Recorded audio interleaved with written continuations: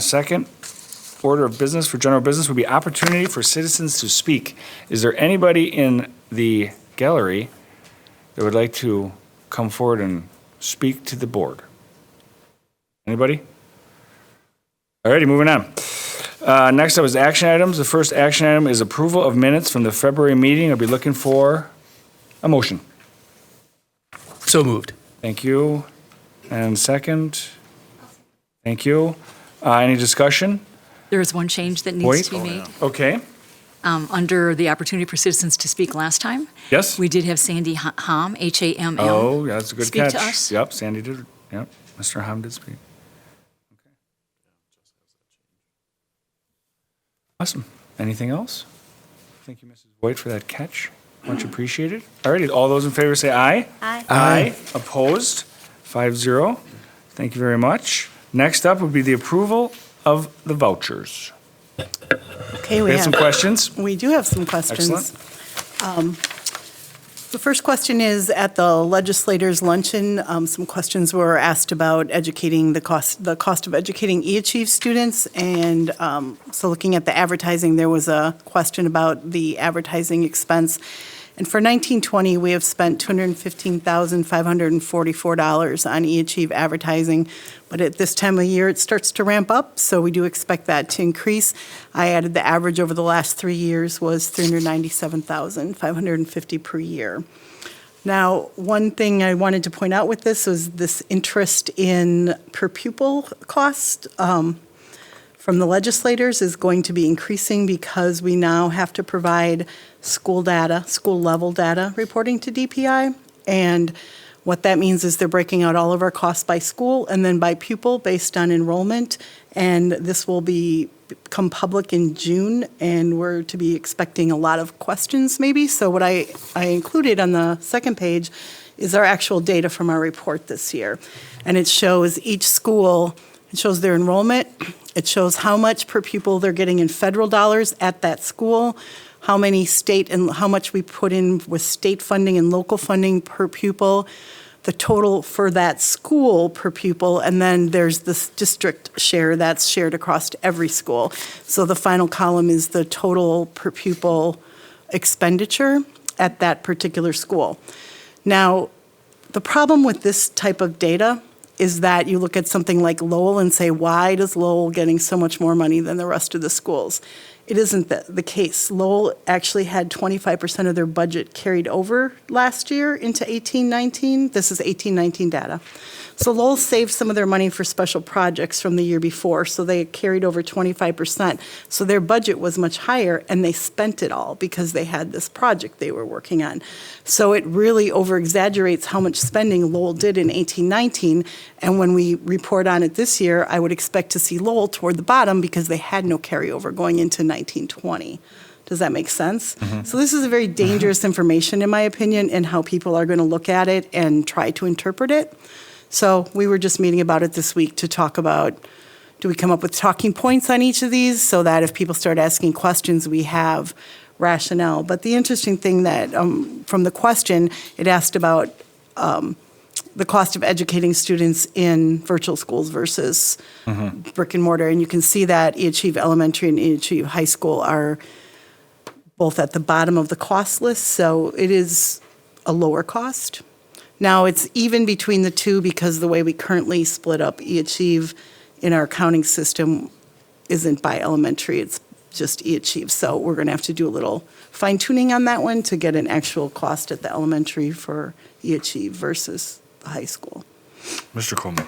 Did you say this is the format that will be used, or can we make suggestions? This is just a dump off of DPI, off the report I did. This is an Excel dump off the report I did in DPI. We can certainly format this in any way that we feel it would be good to have to provide to the constituents.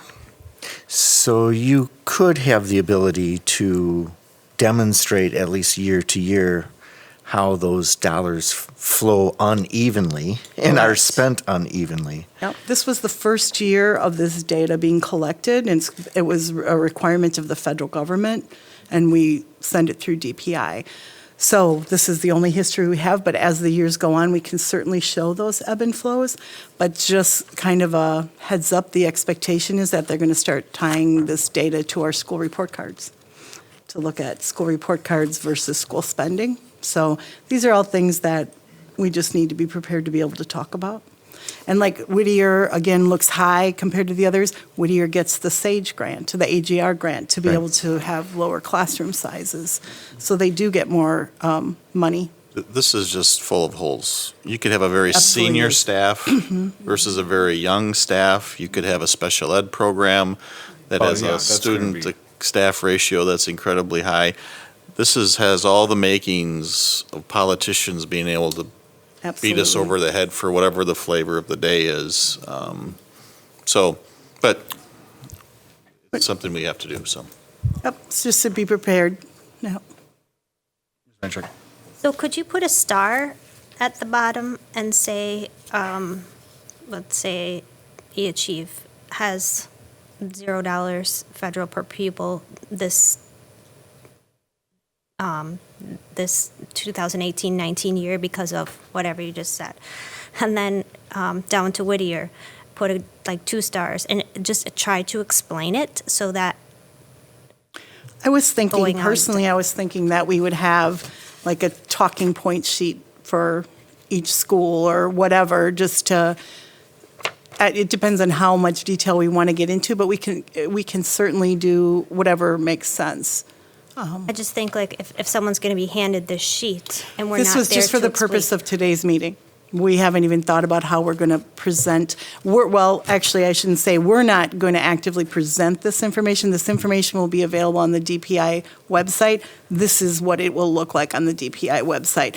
So what I'm saying is we might want to be ready and prepared to provide more detailed information to people, because the questions are probably going to start coming, because they're basically looking, they being politicians, the federal government, whoever finds this information interesting, will be looking at this data with no asterisks, no explanations, and then comparing it to, say, the school report card data.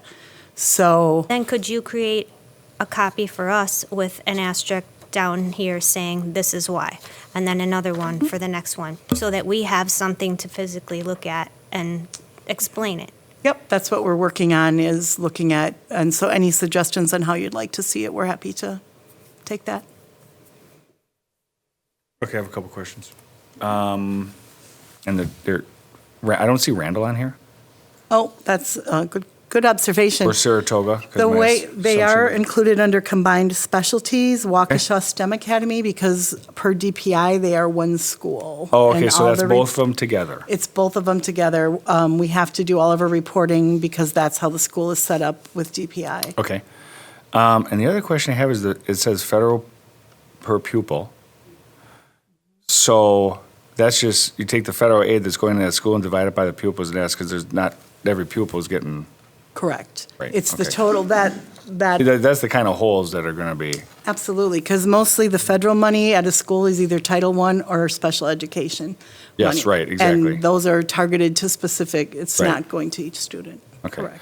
And then the only other question I have is not to, because I really don't want to get into a huge discussion, but Riverview is super high. Riverview is the jail? Jail. Yeah, but why is that And- so high? Well, Do we because have we're any- paying an educator all year Okay. long to educate maybe one student, Okay. two students at a time in Okay. there.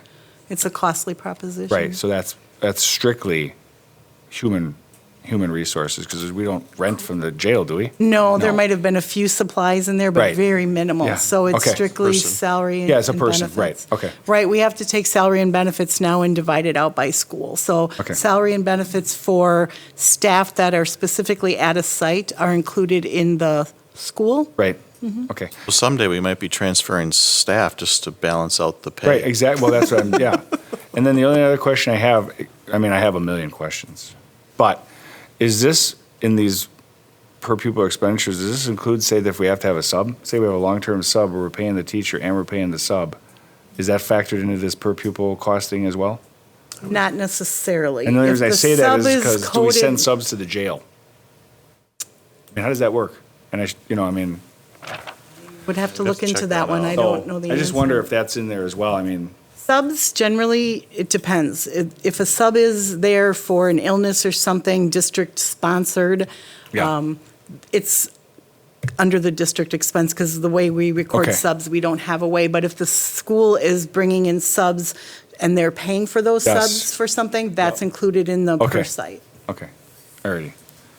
Well, that'll be interesting discussion if, yeah, because I mean, And the White Rock campus on the bottom, just so you know what that isn't actually anything at, well, it's not students at White Rock, it's our satellite sites, which I don't know why we have it set up in DPI to report out as Oh. a school. It's basically the tuition costs that we pay to other sites Oh, for okay. housing our 4K program, because our 4K students are included in their schools per Yeah. pupil. So that one's a little odd too because of that. for sure. So that's So- community partners? Community partners, correct. Awesome. Mr. Como? One more question.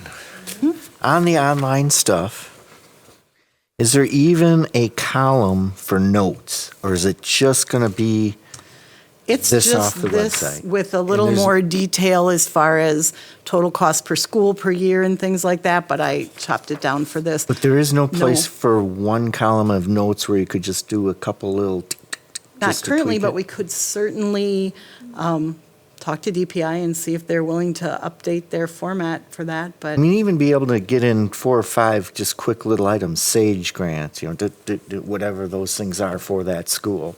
sure. Includes this, includes that, or, had a, Carryover, high carryover of $250,000 from the previous year, whatever. That's too much for a school, but, whatever that is. Yep, I can provide that feedback. Because that would at least give a little bit of substance, as to why the difference. I mean, because when you look at this, there's a big spread as to how you would calculate it, and even us, we'd have a million questions, right? Oh, yeah, somebody's not doing it. Looking at the numbers, and we're here present for all of the meetings, whether they're T&L or F&F, and if we have a million questions, Right. like you said, Yep.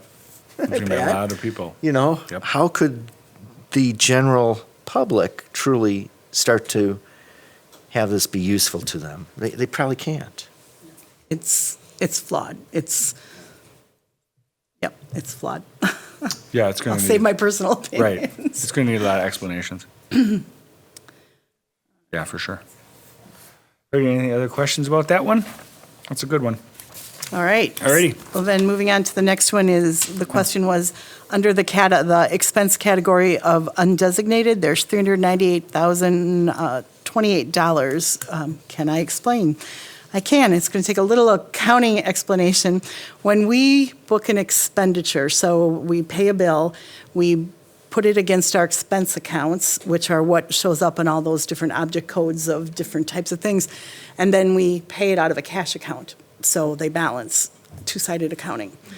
However, in some cases, like payroll payables, the payroll process is actually booking the expenditure, so it can't go against the cash account because we haven't actually paid the bill yet. So what happens then is it goes, since it's in a liability account.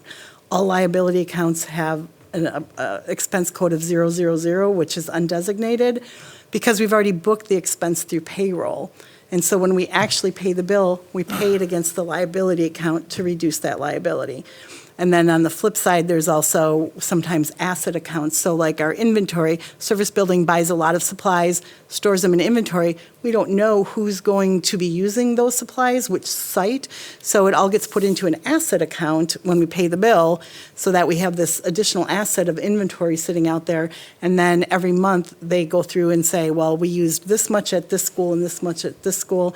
We do a journal entry to actually book it to the expense and bring the asset account down. So anything that's showing as a designation of 000 means the actual expense was booked at some other point, be it in payroll or be it an asset account where we're prepaying something. And then when we paid the bill, which is where the vouchers come in, we paid the bill against those accounts. Does that make sense? Yeah. Okay. Any questions? Good. All right, moving on. How is West handling the former student activities account? And I appreciate this question because I didn't think about the fact that on the consent agenda, you would suddenly be missing a school. so I apologize for that. So West is now our first site, first official convert over. Last month, we talked a little bit about the activity accounts needing to go away because of the GASB 84 changes. So West is our first one. All of those funds either were put into the general fund if they were directly related to curriculum, or they were put into Fund 21. And they're no longer, before they were considered fiduciary accounts where the district was actually kind of the overseer of them. But now they're considered district funds, governmental accounts. So I'm not sure if you still want to report at that level like you do with the activity accounts. We can certainly create Fund 21 account breakdowns to share with you. I guess I'm looking for your guidance on what you would like to see moving forward, because as we continue to move the activity accounts out of the other sites, that report will be What's the plan for like south and north to make? working on them right now. We're just, West was our guinea pig, and we're working through the kinks and some of the things, and then they will both be done by the end of the year. By June 30th, they will be gone, but I would think closer to May, April, both of them. Is like real money in there? It's just not like an account and someone says, hey, you have, Physical money we're transferring money, out of that's what I thought. closing their bank account, Yep. taking that physical money and moving it That's what I into the thought. district Okay. funds, yes. so when the physical money continues to come in, because some of this is paid in cash, right? They bring it into the school. Correct. So how does that work? So who deposits it then? The school does that- secretaries will still deposit it. The They will, athletic okay. secretaries will still do their own deposits, but now instead of depositing it into their own bank account, they're depositing it into the general account okay. for the district. Gotcha. And then we get the reconciliation paperwork that goes along that allows us to enter it into Skyward. Okay. Excellent. Any questions on that? Okay. But what do you think moving forward with that? Is that going to just go away on the consent agenda? Or do we now provide Fund 21 reports? Your call whether you want to see it or not. I think before it was pulled out because it was a fiduciary account. Or we could, You can why think don't we about it. supply it next month and you can see kind Yeah, of see what what it we're looks looking like. at. Yeah. And then we can make a call rather than, I don't want any, like a yearbook surprise or something where all of a sudden, Right. no, we're on the, yeah. yeah, remember the yearbook surprise where we owed all that money? That's the last question. I'm actually still relating to that. I know what you're Yeah, you know what I was referring getting to. at. So, yeah, we would like to see it. Don't have to see it all the time, but. I shouldn't yeah, laugh at that. We don't. but It's, yes. well, it's not funny. It's laughable, It's laughable. Right. but For sure. And I don't know So I if the guess that's what appropriate- our concern would be. I don't know if the appropriate place to that would then be to add a Fund 21 report to the budget report versus pulling it out separate, but we'll pull it out. we'll see what it looks like. Yeah, I mean, All right, so we'll provide something next month, and I do apologize that Ahead. hadn't thought about that, I would didn't show up even as read ahead. I didn't nothing. even know that. Okay, then the last question on here actually has to do with the South I yearbook. didn't even know that. I It's- didn't read ahead. Yeah, the question was, where are the funds coming from for the district to pay? There's $12,000 South yearbook debt. So last June at the FNF meeting, we approved as part of the budget amendments to do a $40,360 transfer. At the time, we knew that there was at least $25,000, but we were still waiting for some invoices to come in. And so the rest was kind of booked as a due to, and we just have to circle back and double check that this is the final amount and get that cleared off the books. Right now, it's just an accounting entry where we need to push the entries around. Right. So, but that's where it came from. It's not additional money above and beyond what was approved. It's the rest of the money, the rest of the transfer. That whole issue's been cleaned up? Okay. Awesome. Any questions on the yearbook? Money. Excellent. That's all. All righty, so we're looking for a motion on the approval of the vouchers.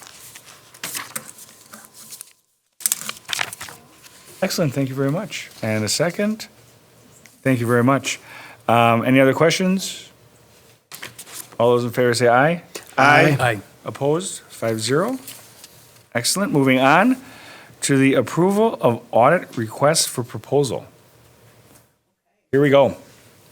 This, do you want me- oh, this is actually, we're on the 6th year of a 2 3-year contracts, or we finished up the 3rd year of a second 3-year contract with our current auditors, formerly Schenck, now CLA, Clifton, Larson, and Allen, and sent out an RFP in December to get bids. We sent it to 6 different firms based off of DPI's recommendations of what firms are suitable for school accounting. 2 declined to bid, 4 responded to price themselves out of the running, and the other 2 were both Clifton, Larson, and Allen, and Baker Tilly were the 2 remaining. And so reviewing and going through and evaluating the 2 proposals, the 2 firms are virtually identical. I mean, they have the same level of school experience, they have the same level of staffing, they're going to provide the same services. Baker Tilly was slightly less, not significantly, but for the main audit, $1,850 over the course of 3 years savings. So their pricing is both very similar too. So we're looking for a recommendation, which way you would like us to go. There's pros and cons to both sides. We've built a very good relationship with the CLA over the past 6 years. They're very fine auditors. There's some thought, though, that sometimes it's good to shake it up and bring in a new firm just to have another set of eyes look at it. So we have a soft recommendation that, it's a hard recommendation, but to go with Baker Tilly just to shake it up a little bit. But we certainly are open to, the first audit will take longer because you're bringing in new people, but there's no additional cost for that. They absorb that as part of their contract to come in that first year. The audit's ultimately yours, so that's why we really aren't making, you have all these firms I've worked with, either who they've bought in the last few years or with them directly. Right. So the 2 are both very good. And it's certainly not a performance thing on CLAs. Not at all. Sherry likes CLA more. I like to flip it every 6 years or so just to have fresh eyes, but really there's not a wrong answer here. It's whichever way, and again, the dollars are Yeah, I mean, it's negligible. talking over 3 years, about $2,000 difference, so. The membership audits are a little bit less, about $500 less. We usually need those once every 3 years or so, but if they find a problem, then they may require you to have more often, but we've only needed them every 3 years so far. I don't expect that to change. So that's another $500 savings with Baker Tilly is the membership audit. And Motion? I think the idea of the fresh eyes is a really good perspective, especially when you're talking about an audit. The whole notion is to come in and take an objective look at what's going on. And I think that something can be said for that, opportunity to have, a fresh perspective.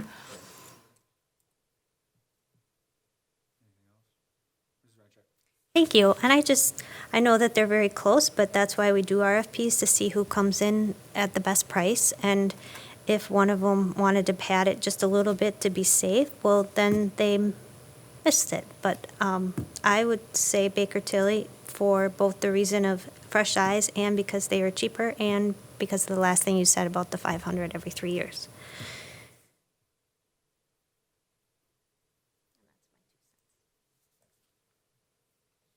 Como. Yeah, first of all, I appreciate the RFP going out and the due diligence you guys have done. And you're right. This isn't something that you shouldn't really be putting forth a forceful recommendation because it's our review of you and what you do, and it is our responsibility to have the audit be done. We are required by statute to have it done, but it's probably one of the most important pieces of work we have done every year, that we can come back to our public and say, yes, our financials are what we say they are, and our processes are good. And if there are some faults, if there are some issues, what are we going to do to correct those issues? So thank you for doing the due diligence. And I too agree that I think every once in a while having new eyes laid upon our district is really good. 6 years is a fairly long time. I don't know what the average auditor, what the average duration of one auditor is. My experience, some people bid it out every 3 years, which I would say is more work than you need to do. And then my previous district, when I went there, was BK at the time. Now it's part of Baker Tilly.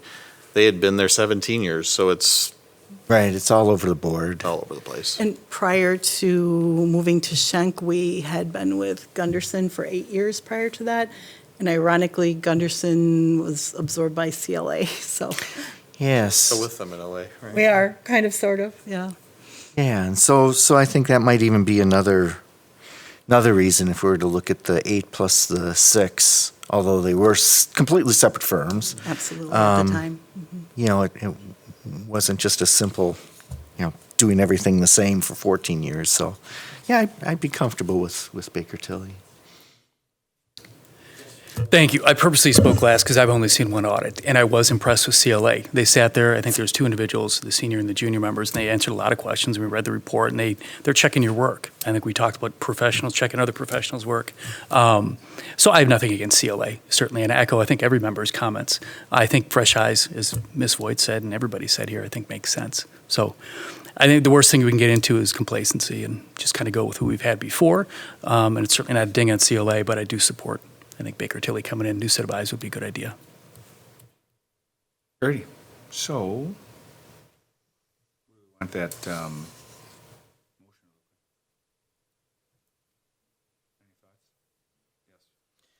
Sure, I move to approve that Baker Tilly be granted, or to approve the Be a 3-year contract. 3-year contract for auditing services for fiscal years 2019-20, 2021, and 2021-22. second? Second? Mrs. Voigt? All those in favor, first of all, any other discussion regarding the change of auditors?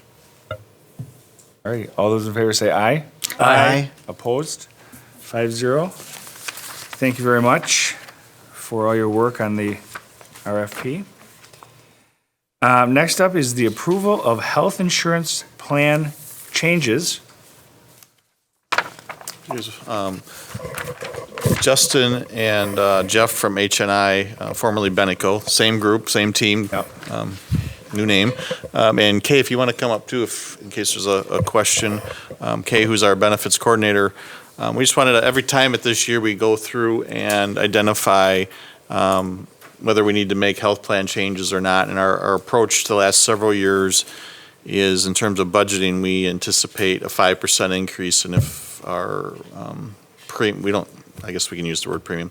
Our premium increase is above 5%. We use plan design changes to bring it down to that 5% growth, to kind of a blend between us taking on some of the costs as an employer, but yet having cost-saving measures, because otherwise you would run probably over the last 5 years a 6 to 8%, maybe 9% inflationary rate, which we simply can't afford at this point. So we're going to talk a little bit about health plan changes, which are very minimum, and only one of them we have control over, thanks to the federal government and things like that.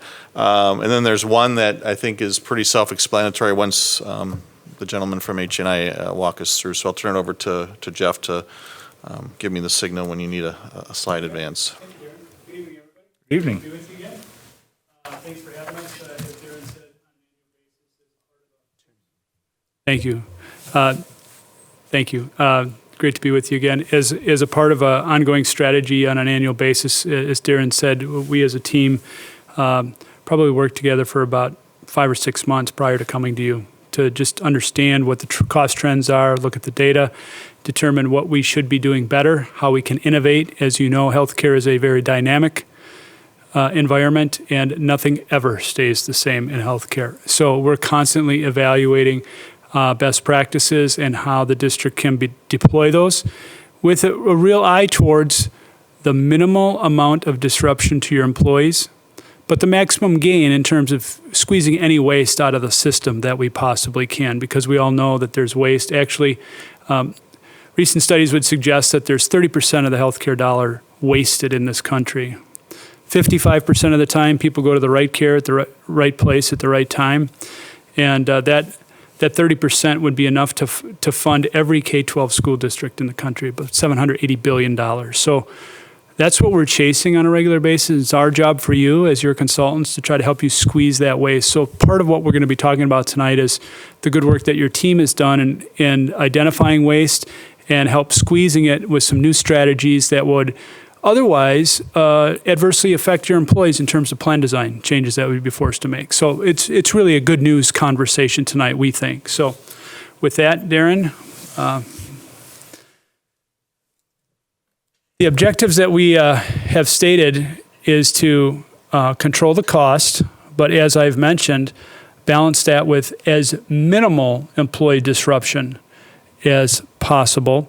And obviously, we're doing all of this to make an investment in the retention of our current employees and to be able to attract other folks into the district to teach the kids and run the buildings and run the district. So with that as a backdrop, I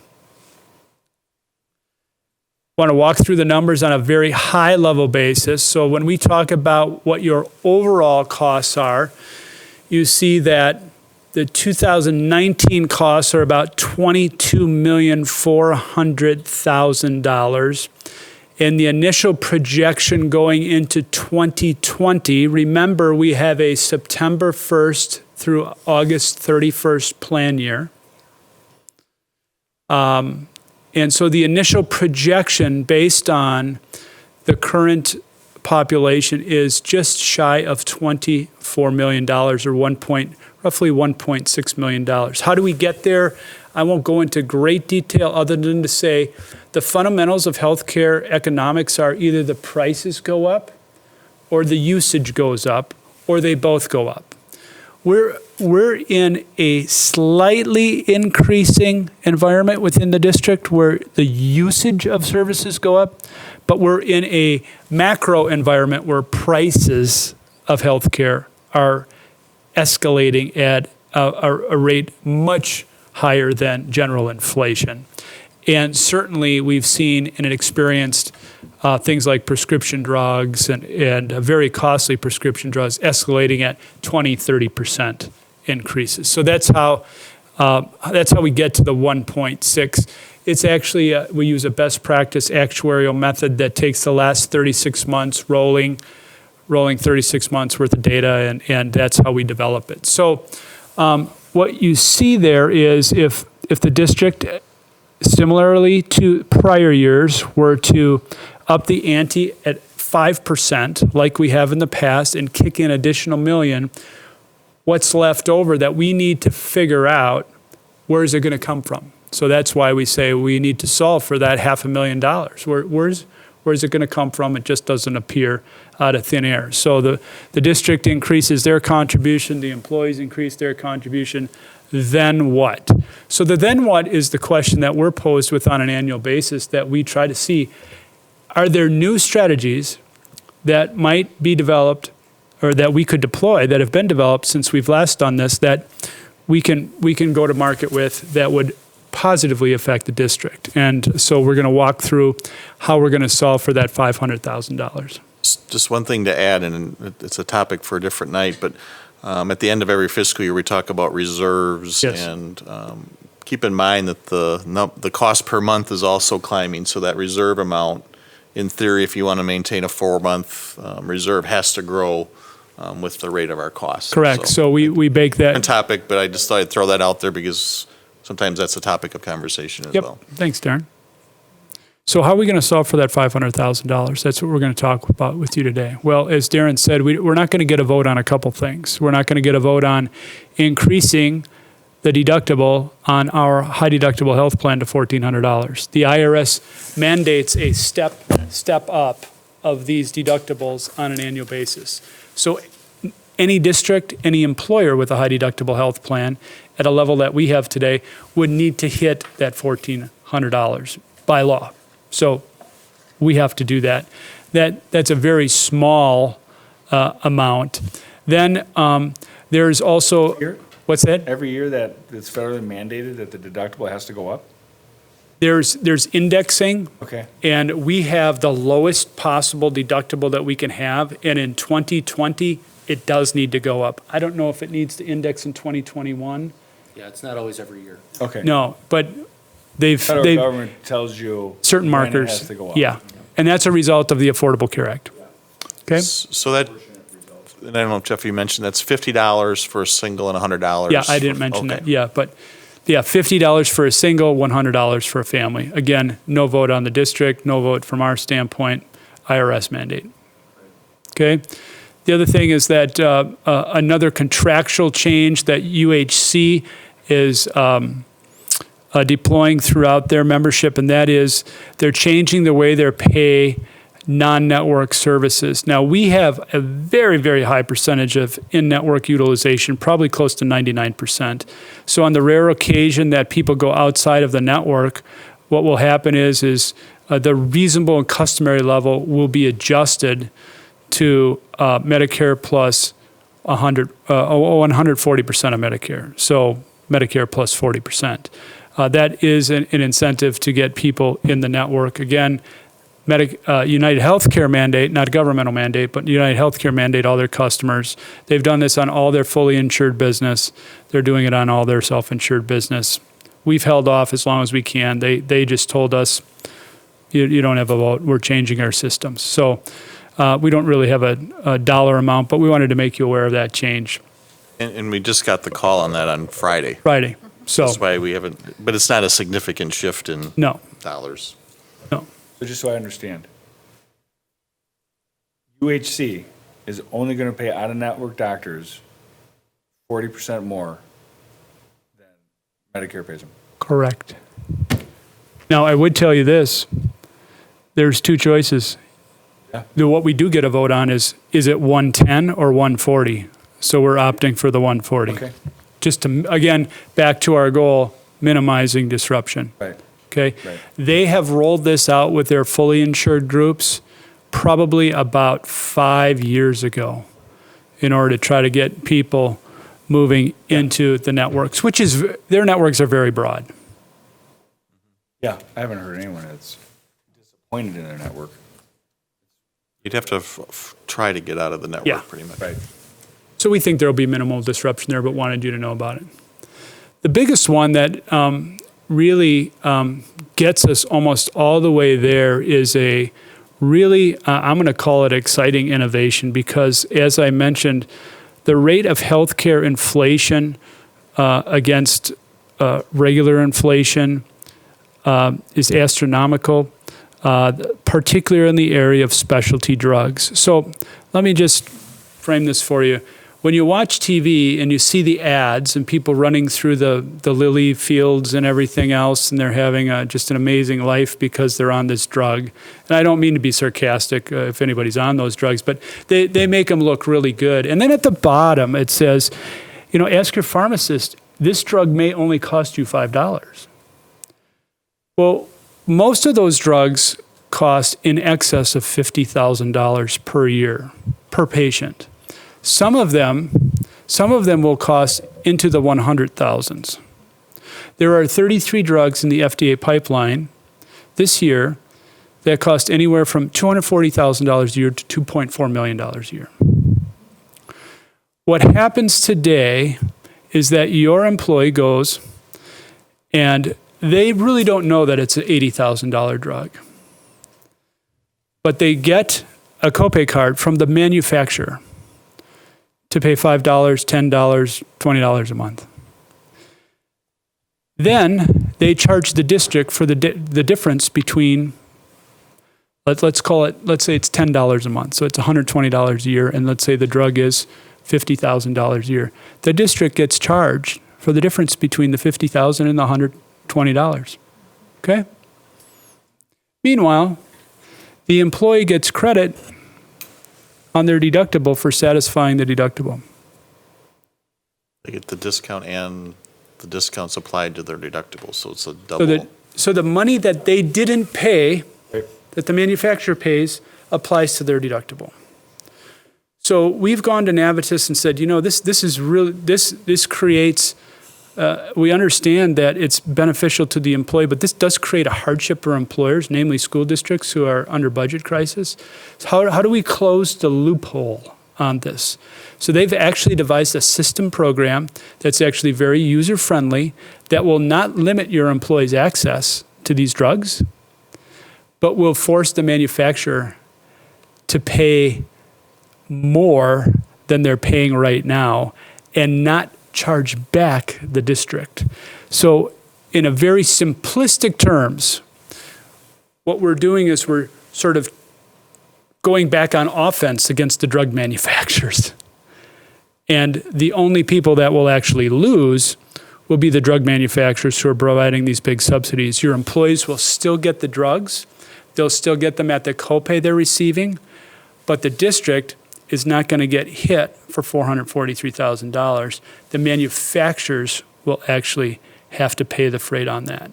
So again, when we talk about closing loopholes and squeezing the waste on the system, this is what we're talking about here. And that gets us pretty close to the $500,000, all in one fell swoop. And I would just mention to you, the reason that number's so high is because we have significant specialty drug utilization within the district. So, yeah, please. Thank you. I may be way off, but isn't that just going to result in manufacturers stopping those programs and making those drugs not available to our employees if they're going to get stuck paying difference? How does that work? What am I missing? The reality is they will pay more as manufacturers not to have any noise around the overall cost of their drugs. So remember the numbers that we're dealing with here with these drug manufacturers, billions of dollars of sales for one drug. They have to pick up another 50 million in these programs, and that keeps the noise down, and they can still hand out the cards because all they really care about is your people continuing on. What they don't want to have happen is your employee saying, well, I don't need that drug anymore, because for every patient, they're going to lose 50, 100, 200,000 in revenue. What they don't want to do is don't want to lose the revenue, so what they'll do is they'll actually buy down the cost. They'll take it as a write-off, if you will, in order to continue to get the market share and grow the market share. It sounds like a perverse incentive, but that's actually what happens. It's pure market economy. There's no way to force them to do it. Yeah, I would say it's marketing dollars repurposed. Yep. Okay. Because your people will not get disrupted. They're still going to have the Navitas clinicians and pharmacists holding their hands. What's the best way for me to get this drug? Is it mail order? Is it retail? Can I still get my $7 copay, my $5 copay? If you're a family of four making less than $160,000 a year, 98% of the American public qualifies for this assistance, these lower copays. And that's the vast majority of the American working public. So that's a primer on maybe more weeds than you wanted, but it's a primer on some of the perverse incentives in the healthcare system that we need to really, as an employer, go on the offensive. Again, we don't want to disrupt employees getting their care. But if we're getting taken advantage of to the tune of almost $500,000 when we can shift that cost and not disrupt care, we feel really compelled to make that recommendation to the district. Another example of lack of transparency. Yeah. Oh my gosh. We're actually, for that item, asking to have that take effect, if we can swing it May 1st, because there's really no reason to wait until September 1st. But, that's the board's call. Normally, we do it on September 1 with the plan year, but in this case, this is a little different saving measure than a deductible change or something that would fall on the contract year.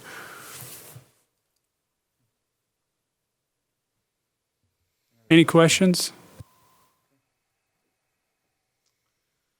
So those are our recommendations. Again, we don't control the first two, but the third one we think is a good find for us. And the impact to employees is zero or very, very, very negligible. So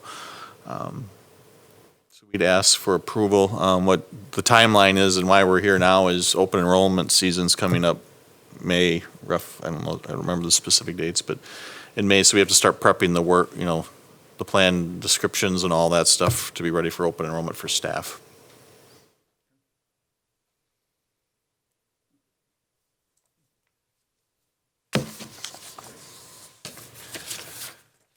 Is there any questions? Any other questions regarding the plan changes at hand? Yes, Corey. Sorry, one that's clarifying fine. question, just to make sure I'm thinking correctly. Big one. So the only possible, I don't want to say loss, but change to our employees would be they don't get the windfall of their deductible being met when before they weren't even paying that. It was accounting?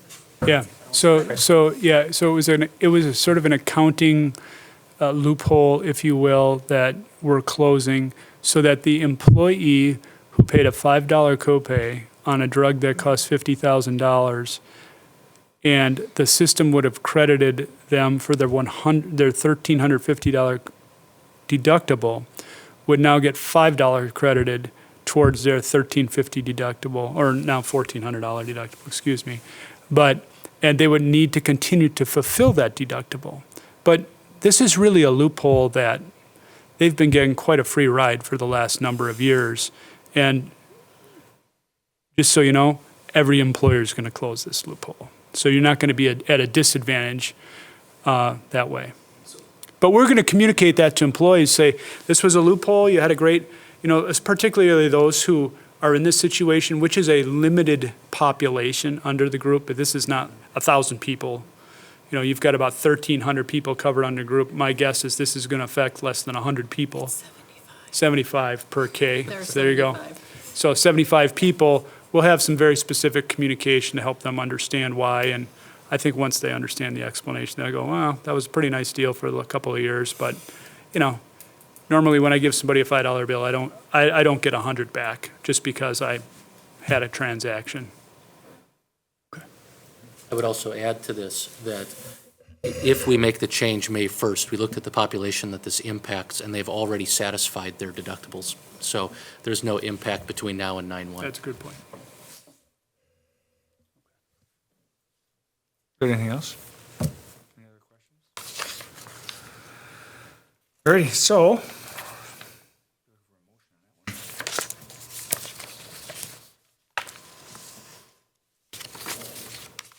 I'll give it a shot. Excellent. I'll move to approve the health insurance plan changes for 2021 as outlined in the executive summary. Namely, the three, do I need to get into the details for the motion? Okay, I'll just leave it as is. As presented or? Add, Okay, as presented. to add May 1st in that. You could say, including the specialty RX program effective date, May 1st or something along those.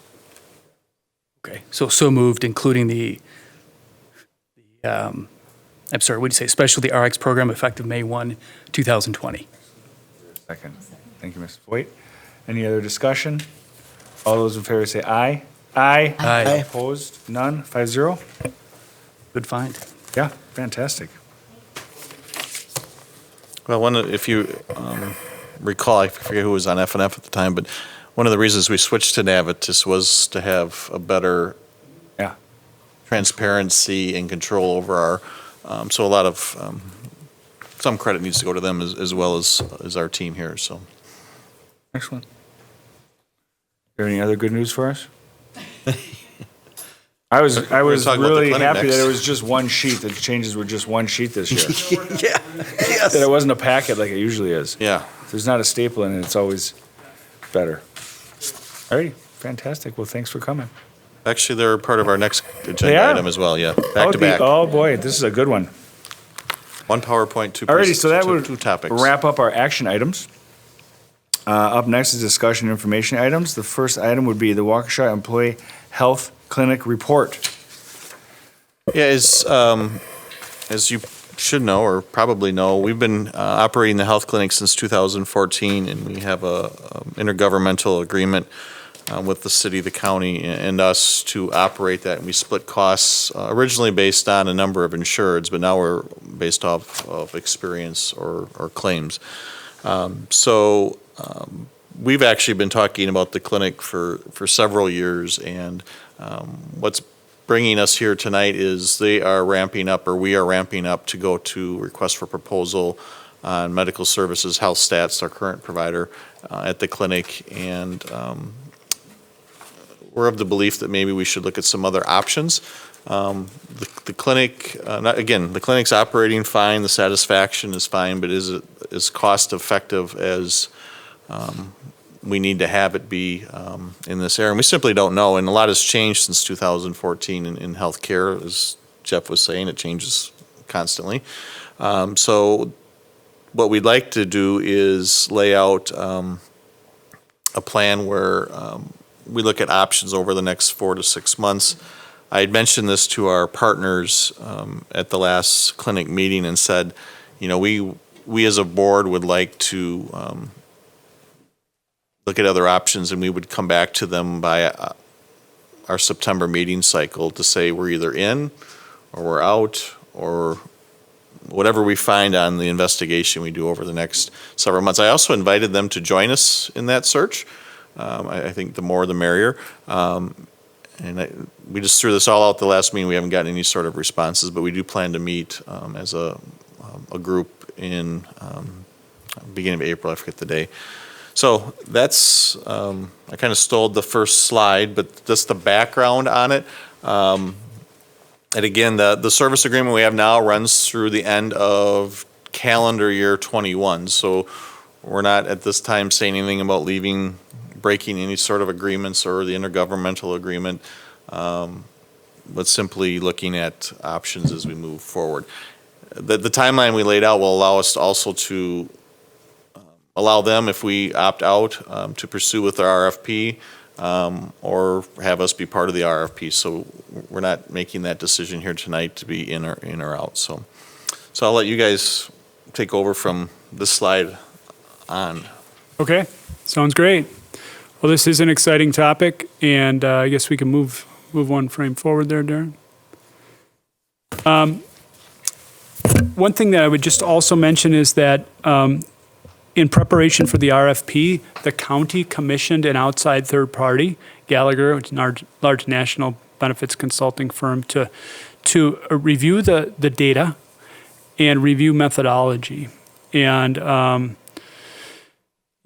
you see what they were asked to do there. They were asked to determine the performance metrics if they were accurate, and were there some methodologies that were being used that were best practice, or could they improve them? And then also check on and do a double check on ROI. So what we're going to do is talk a little bit about that report, our opinions, our collective opinions on that report, and then sort of go forward next steps for the district. So the report recommendations from Gallagher were, there were 6 of them, and so what I'm gonna do is I'm gonna read the main bullet point, and then I'm gonna read the translation, because what we did was we translated it so that it would be easy to understand. Okay. So the first one is the ROI calculation for performance guarantees. They said we should do a few things, and the translation from us is, don't use the base year but prior year to calculate performance. So, businesses and organizations generally don't go back 5 years or 6 years and say, well, we're performing a lot better than we were 6 years ago, because 6 years is ancient history. And some of the data that they were pushing forward was base year as anchor year. We've been urging, and we've been talking about this as a team, that we should be talking about year over year performance, what's happened over the last year. That's what Gallagher put forth. We totally agree with that. The risk reduction calculations. Instead of looking at how many people are in each bucket, high risk, low risk, when we're talking about these screenings that are done on an annual basis, we should probably change that to determine what's happening with each one of those buckets and the people in those buckets. So I don't want to get too far in the weeds, but the translation is when we take a look at the overall risk of the group, we ought to change the way we measure that. Improvements and reductions in risks and escalations in risks, because there are some improvements that have been made in the last 6 years in the ways of measuring that. Overall ROI methodology, what I would say about this is that primary care, which is what the clinic provides, and just think about your own personal health care, right? Primary care is a percentage of your overall personal health care costs. For some of us who are blessed with good health, that's a high percentage. But if you take a look at a population like this who's spending $20+ million with probably close to 2,500, 3,000 dependents, the idea is that healthcare economics would suggest that primary care is 8 to 12% of overall costs, okay?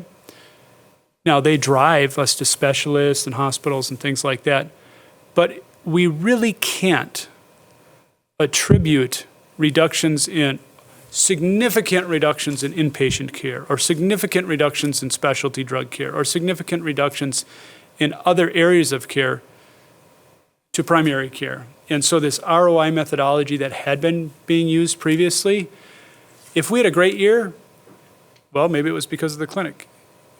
If we had a terrible year, well, maybe we didn't use the clinic enough. Well, that's sort of a stretch.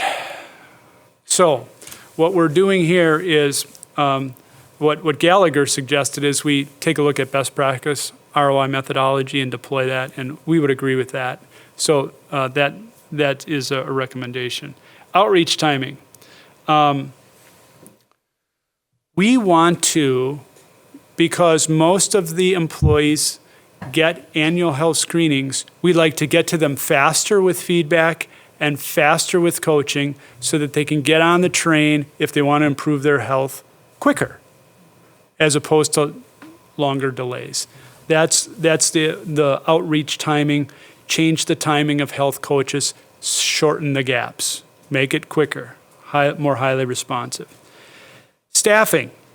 Darren indicated that the cost share is based on our current utilization, and we want to make sure that the staff that are currently employed at the clinic are fully utilized. We don't want half the spots open. If half the spots are open, maybe we need to right-size staff at the clinic until such time we get 100% of the spots. So we don't want people waiting 45 minutes but by the same token, overstaffing doesn't do anything to our ROI calculation. So right-sizing that is good. And then reporting, improving the outreach reporting, participation reporting. There are just some reporting things so those were the high-level report recommendations that were presented to the county. There's a published report. We'd be happy to get it to you. We've reviewed it with your team. We looked at it and said, you know what? It's actually in their packet. Oh, great. And there's a resounding yes to all these things because quite candidly, Darren, Kay, and our team has been talking about these things for quite some time. So this sort of third-party validation that we were on the right track from the get-go with respect to those recommendations. So we'll talk about what we're going to do with the recommendations. So just a quick summary. Yeah. All these things. Wrong. No. All these things can be approved upon, and, we didn't know 4 years ago or 3 years ago what the performance of the outreach was going to be, or maybe it was better, or maybe it was worth, and maybe there's some new innovation around, we got to get to them sooner, the reporting and all that kind of stuff. So, in the first 2 or 3 years using an anchor year, maybe that's not a bad idea, but 6 years out, anchor year is probably relevant. And I think that's what it was when they started was it made sense because you were just starting. The anchor year was very relevant Yeah. for the first 2 to 3 years. The staffing, don't leave here thinking all the people over at the clinic are not working half the time, because that's not the case at all. But all of this is just us it's time to validate the clinic. You know, just like we just switched auditing firms to have fresh eyes, we're going to bring fresh eyes to this process. The ROI calculation, I know it can be confusing. If you look at page 8 of the Gallagher study at the bottom, there's a nice paragraph there that sums up what I've been saying and Kay's been saying and Jeff has been saying.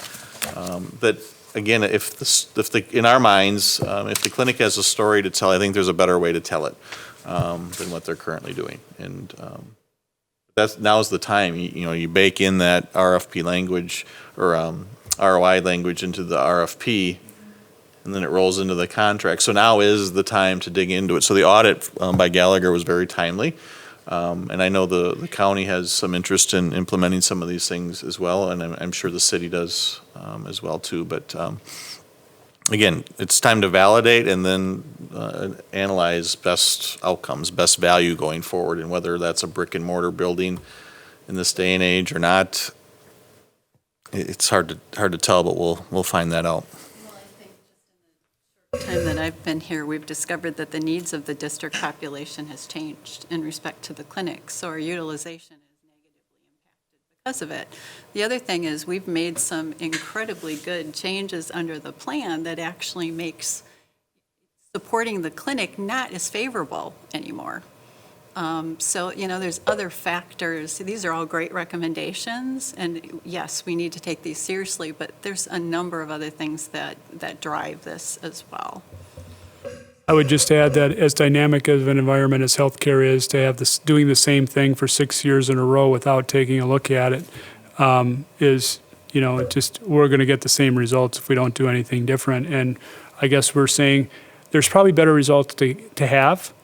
And you've laid a really good foundation with the clinic, and we just like to improve it.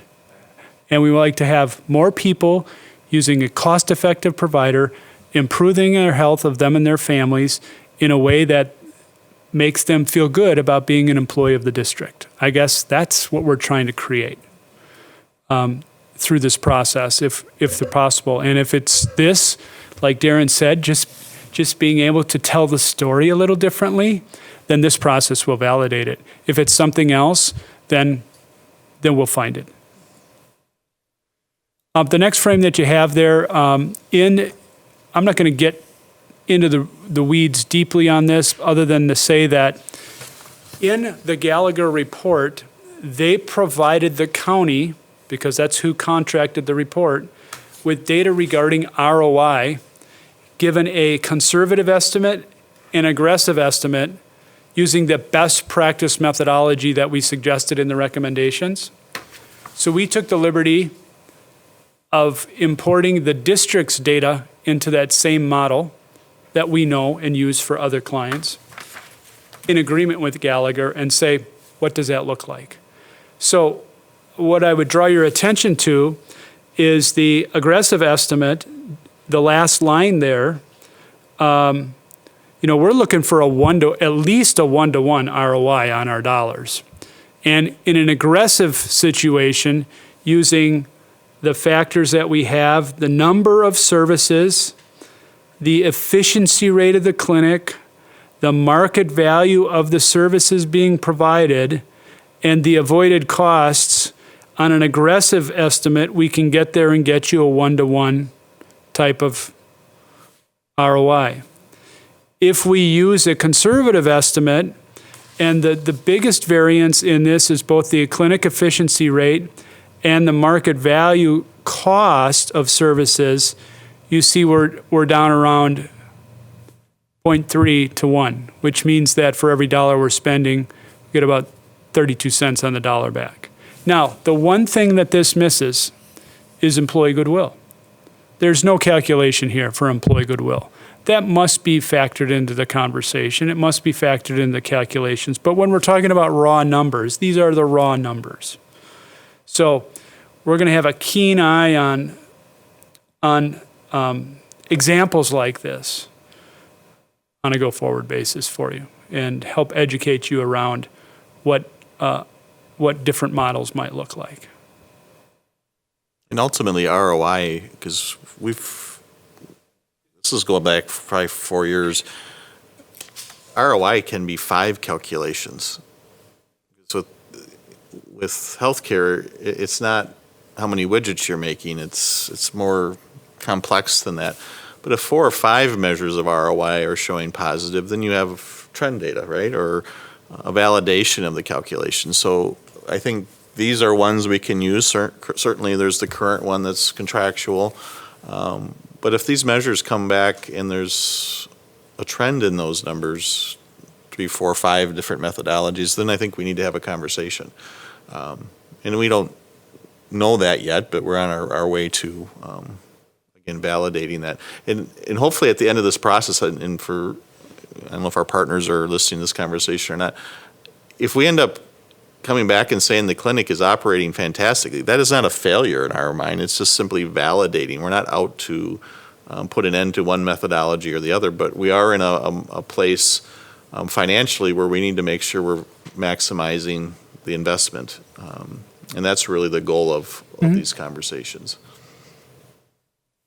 Great. Next frame, I think, is critical there, and what I'd just like to draw your attention to is the bullet point there that says expand and enhance breadth of clinic services and access points. As Kay had indicated, a lot's changed in the last 6 years. We've better understood the patterns of care that your employees want. 6 years ago, we didn't even talk about telemedicine, which is talking to a doctor on an app on your phone or iPad. I don't know if any of you have ever used it, but Teledoc. a lot of people are using teledoc, telemedicine services. What would that look like? How could we incorporate that into our access point? Would our people appreciate that more? Is there better geography? Is there more geography? What does that look like? Are there better access points? What's the cost of that? Trade-off versus the one access point that we have. All those questions we have. So what we'd love to be able to create, quite candidly, and this is what we've talked about, is create a healthcare offering that would allow your employees access points that they really appreciate, that reflects well on the district, that doesn't cost you an arm and a leg, that can generate off of 3, 4, 5 data points that we have, a trending, strong ROI. And quite candidly, I think it's an ever-evolving process because of the dynamic nature of healthcare. So we're really excited about the process, to tell you the truth, because it gives this group an opportunity to be at the forefront of creating or improving something very exciting. And like Darren said, if it's recreating the model that we have right now with maybe some dressing around the edges, better reporting and so forth, then so be it. If it's something different, well, the process will bear that out. And you'll decide. Como? I mean, from an access perspective, right now, teachers essentially have to leave the classroom, unless they go on a Saturday, to go get care. And so I appreciate, there's a lot of teachers who put their children before themselves. And they're like, I don't know, should I go, should I not go? And then when they do go, I think we have building subs, right? And we got away from building subs. We've been reducing those. So, there's pressures in that direction also from a cost perspective. So I'll be real interested to see what this looks like. When we first started the clinic, I wasn't sure how it was going to play out from a teacher point of view. And so I'll be interested to see what those changes might be, what those recommendations could potentially be, and what our staff thinks of that. Because if it doesn't help our staff, why do it? So it'll be interesting to see, because I remember some of those early conversations. We weren't really sure who was going to attend and when they were going to attend. And we thought, well, Saturday's good, but is everyone coming on Saturday? And so that utilization, I'm sure you'll give us some of that data as we start to talk through this some more. I'm real curious on that data. Yeah, absolutely. And we're excited to go through the process as well.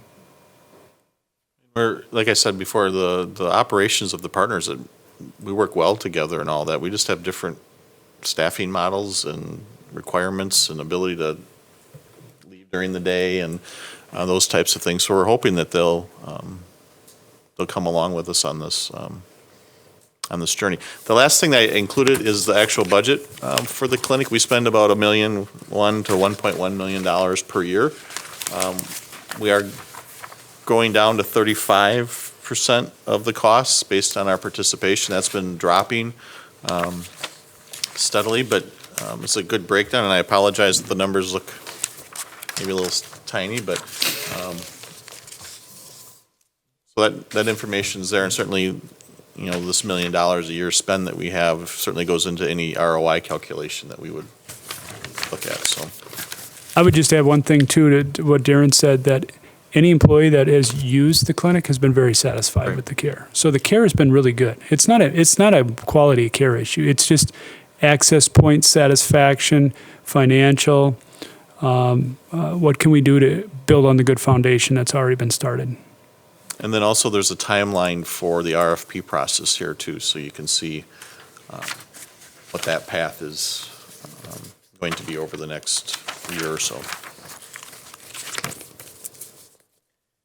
The last entry is 2022, right? I believe there was a typo. Though I have to say I've struggled with the whole 2020 thing. I'm having a hard time adjusting to that, so. Yeah, you're right. The last one should be a year more. Where is that sheet out?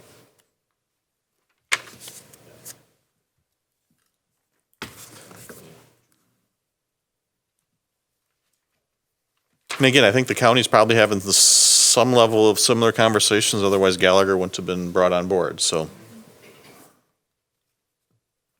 Any other questions? Excellent. Thank you very much. Thank you very much. Appreciate it. You too. Alrighty. Next up on our discussion information items is a referendum project update. Thanks for waiting.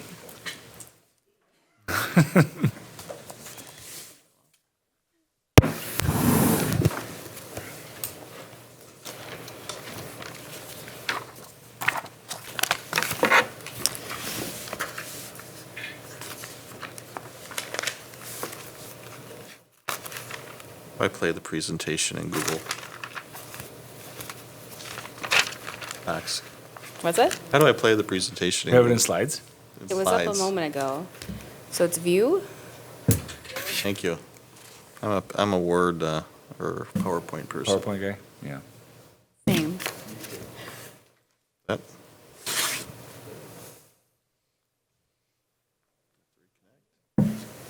I'm not a presenter, so I don't have to.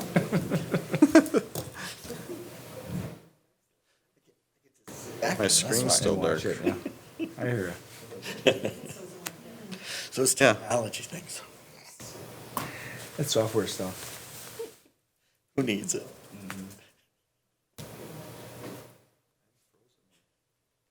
I have a really nice slide presentation for you. That doesn't look good. I grab my Surface.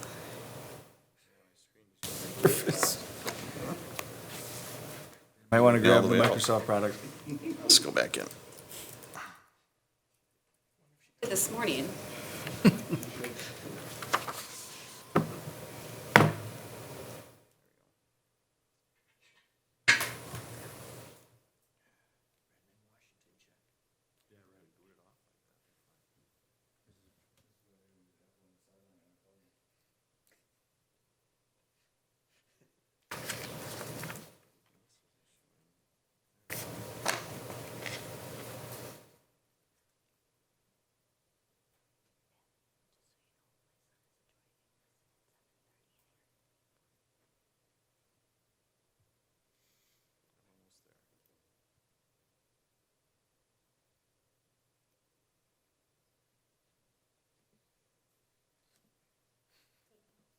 I can see it here. It looks really nice. There it is. There. There you go.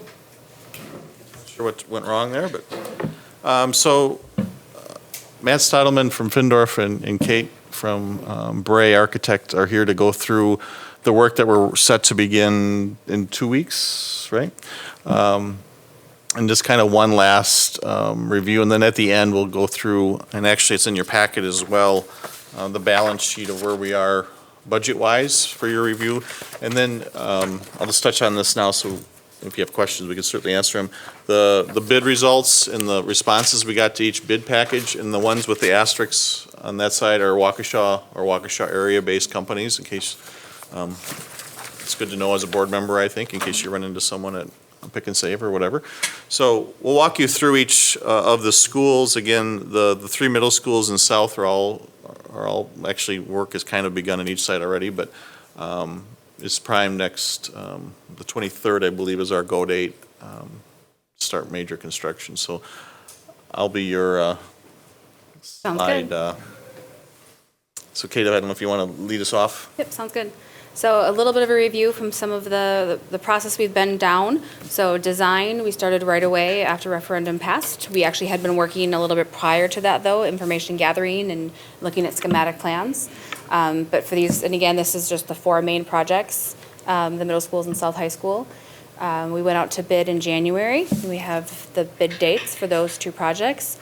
Throughout the last couple of years, we've had many meetings. A lot of regulatory meetings the last couple of months, especially meeting with the city engineers, going to plan commission, meeting with the fire marshal. So, you know, in the community, a lot with the district, working with the district administration, presenting to you, working with principals, administrative assistants as we went through designing the secure entries. Working with librarians, administrative assistants, the facilities team. You have a fantastic facilities team here, a lot of really great experts who know your buildings really well. You also have a really great program for existing drawings. So we've had, you know, really good access to information that we need. Meeting with teachers, food service, other integral staff. We've gotten to know a lot of your staff really well throughout the last couple of years of this process, which has been really nice. Next.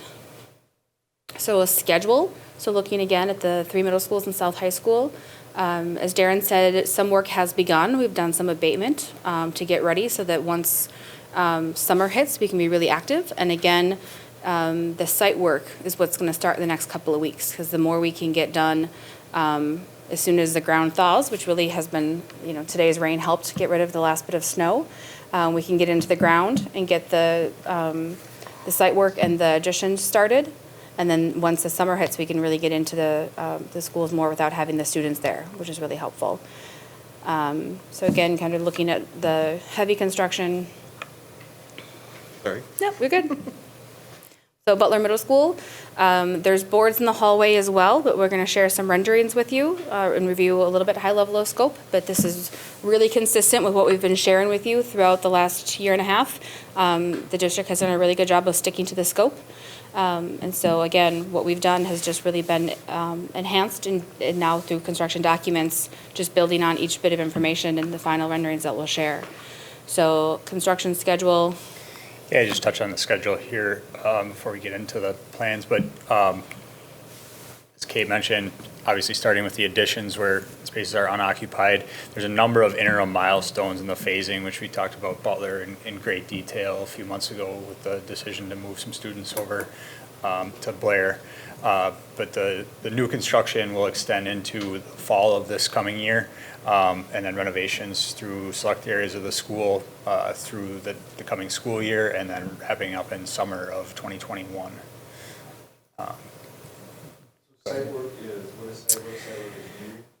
Site work is probably a mix of a few things. If you remember the plan, and I'm not sure if there's a site plan in here, Kate. I don't think so. But the new plan will bring buses in off of Hine. And then take them through the south property. And then there's a new parking lot with parent drop-off and parking that enters off of Michigan. The map and out on just the Moreland. traffic. Yeah. So in order to prep the site to begin to begin the addition, we'll be taking away some of the parking there, so we're recreating some temporary parking. That new bus loop is something that will be done in the summer of this year, so that it's ready when students come back. Other portions of the site work are going to extend into the fall.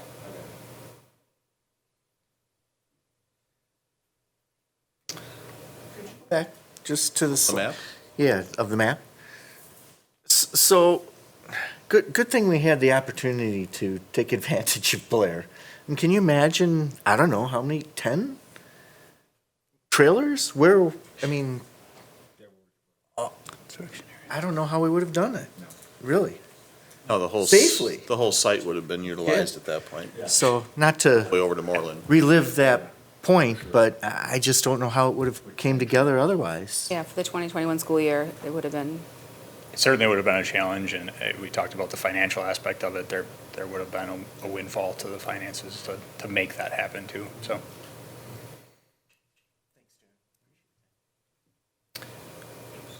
You can stay on that one. I didn't have anything else to add on the schedule. I'll let yeah. Kate- So again, this itemized list of scope has not changed. It's been very consistent throughout the process, but to highlight, it's going to feel like a brand-new building. It's really, having done it in the past, to go through a building that's getting the level of renovation. Not every space is getting touched, but the experience of this building is going to feel significant. So the site renovations alone is going to be a really great enhancement to the safety and efficiency for Butler. The multi-story addition, to have the elevator, to have an accessible school, and the main entrance is really going to feel, it's on the back side of the building, but it's really going to feel like a main entrance. Visitors are going to know where they're going. We are getting rid of the horseshoe turnaround off Michigan, so people aren't going to be looking for that as a place. There's nowhere to turn in other than there's going to be a new monument sign that shows visitors, and there's going to be a clear path of travel with parking for visitors to come. So that's going to be a significant improvement. Again, the new finishes is all the hallways, the commons, gathering spaces, not the auditorium, but a lot of the spaces where people are gathering are really going to feel that significant. Renovation of the kitchen and servery and commons, renovating the library. So the library is actually moving from the center of the building to where the main office is now. So we'll get natural light. It's really going to enhance that for them. And the science labs as well. All the restrooms are being upgraded to ADA. A lot of single-use bathrooms as well for flexibility for people with special needs and flexibility. And then replacing the heating, cooling, and ventilation electrical panels and adding cooling throughout every educational space, which will really impact students and staff. I think one other item that's not specifically listed on there, it doesn't actually fall in Bray or Findorf's scope, but the school also took bids on re-roofing the existing building there. So I believe 100% of the existing roof is replaced as well. Correct. Yeah, at the end of this presentation, we'll go through the financial. And if you remember, we're using food service funds, not for the roof, but for the kitchen. District operational funds, fund balance at some point for Hawthorne, et cetera. It's bringing all those pieces together. So our approach at these middle schools, and I joke to the principals, we probably won't be back for a really long time. So we're trying to leave the building. That, and you don't want to put in new ceiling tiles and have a leak in your roof. And people walk in for that first impression and there's a bucket in the hallway or something like that, so. It's also a cost of having to do it later. So since you're getting your rooftop equipment and you're having some of those penetrations, to have it all done, you have one warranty. So all of that would be really significant for you. There's also new furniture in a lot of the spaces, so it'll feel cohesive, which is really great for the whole building.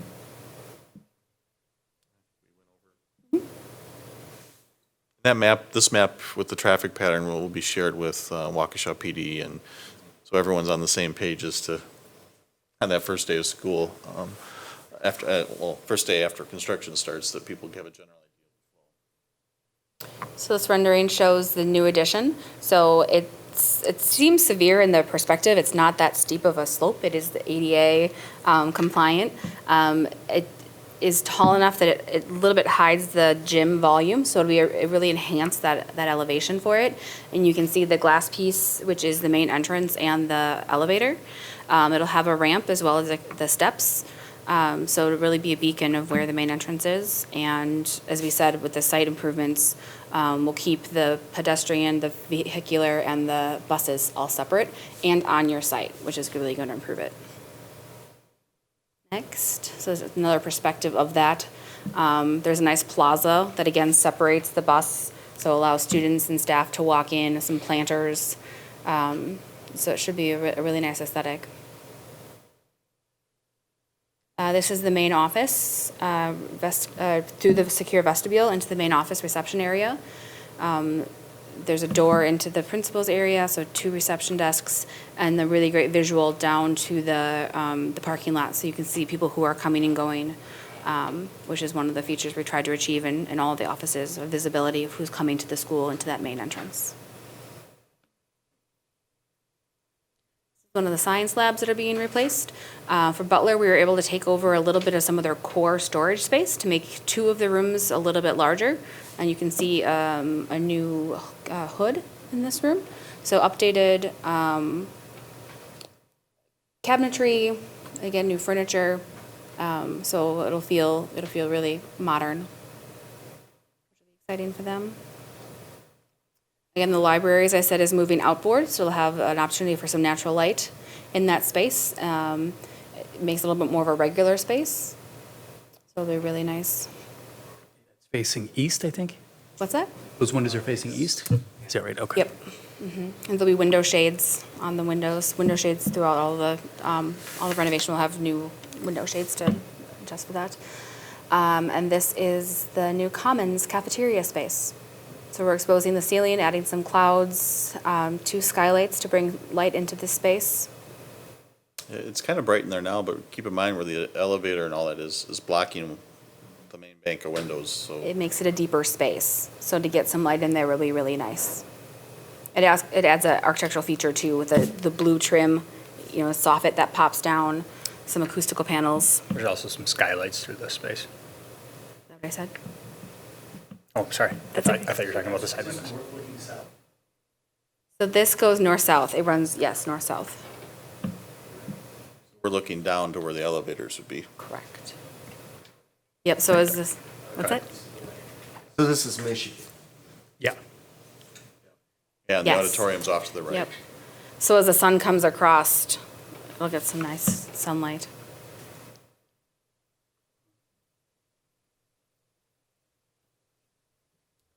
Update, replacing lockers, replacing corridor flooring, replacing drinking fountains, painting existing walls, so everything will feel, again, very fresh. New light fixtures, new ceiling. A lot of that is due to the HVAC renovations. So adding the cooling, it needs to add piping down the hallways and stuff. We were able to maintain a lot of the ceiling height. We're gonna have some soffits that run into classrooms because we need to get the ductwork up. So we're able to do some nice movements, so it'll seem a little odd, but to do that, we were able to maintain the higher ceilings.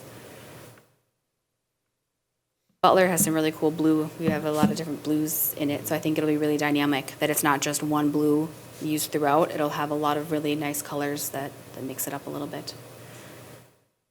If we ever build a school, which we probably never will, we should really think about what colors we pick, not because it looks cool as a lion or whatever, but when you go to do decorating or the design of this kind of, yellow is a hard color to work with, would be, I guess, the biggest thing we have. Something to think about in case we, for some reason, get that far. We've got the color palette here to see, though. Yeah, there's Horning. We've made select moves of where to use the yellow and where not to. You want to go schedule? Yeah, schedule at Horning, obviously is maybe a little bit simpler on paper, that there's no additions, but renovations would begin here in late spring this year, probably when ceilings come down. We kind of talked about some of those examples the last time we were here as well. Heavy through the summers though at the school, obviously with the students being there. We will build temporary classrooms in the auxiliary gym to be able to move a few of the perimeter classrooms there and work through the school year. The first summer will be a lot of the work in the core of the building, so the kitchen and cafeteria areas. I believe at Horning that includes the science labs, what is currently the library space. Some of that work through the first summer, and then the second summer is a little bit more of the work that remains on the north end of the building. The site work here really is, there's some planters and new drive entrance at the south end of the building, and then also some work with the curbs and things on the east side. Horning is a base kitchen for the district, so it provides meals to elementary schools. So that's one of the reasons that Findorff is doing it the first summer, whereas Butler's Kitchen is happening the second summer. We wanted to make sure that we were being as efficient as we could in getting that done as soon as possible, since it is significant to the rest of the elementary schools. Not the rest, but a significant number of them. So to highlight, it's similar to Butler in a lot of ways, renovating the main office. So that is being renovated in place. So it's a minor addition of a vestibule to get that secure entry piece. Renovating all of the restrooms to be ADA compliant, updating plumbing, heating and cooling, replacing the interior finishes. So again, for a lot of spaces will feel really fresh and new. And as Darren said, yellow is difficult to use sometimes, but I think we've made some really nice choices of where to bring that school spirit in. And in most other ways, we're doing very neutral. And then again, using significant places to where yellow is more appropriate. Renovating the library, media center, and science classrooms, and then again, the kitchen, servery, and commons. And then the roof here would be And the completely roof, correct. yes.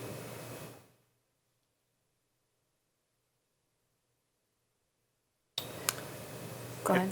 Covered this a little bit before, but this just talks about the phasing plan with occupied spaces and temporary classrooms through the course of construction. And we've met with the city, so talking about occupancy during construction is something they're used to. And so our construction administration team, Findorff, the city, all the inspectors, we've been keeping in close contact to make sure that, you know, they're comfortable with all of the phases that we're doing and maintaining egress through all of that too. So here's the addition. So again, that's the same where the office is currently. So it's a vestibule addition with a canopy. We're bringing the flagpole to the front and having some planters so students could sit while they're getting wait to get picked up. The parking will stay the same. It's just getting resurfaced. And a few other curb enhancements, as Matt said, site-wise. This is an interior view of that reception area. So it centers the reception, and then one side is student services, and the other side is administration. So the principal, conference room, dean, and assistant principal. And health room is within this as well on the student services side. Here's a science lab, again, renovation. Here where you can see the soffit. So just under the word science, it's a little bit lower ceiling height. That's where we need the ductwork from the hallway to come in. And then you have a little bit of a soffit there, and then we're able to pop up the rest of the ceiling. So that keeps it at where the ceiling height was. Otherwise, it would have been significantly lower. And here's the library renovation. The holding spot for furniture, they're still working through that, but it'll be much more regular space and a couple of breakout spaces, which will be really nice for them.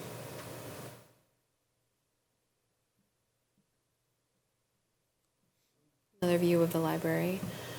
And here's a spot where we did choose to bring in some of that bright yellow for the school spirit. So in the common space, you can see the yellow rubber and the Cynthia paint, which they're using already. We worked, again, with your facilities team to use materials and colors that you're already using when it made sense, and also to work to standardize some things like rubber wall base. And actually, the color of this conference room is agreeable gray.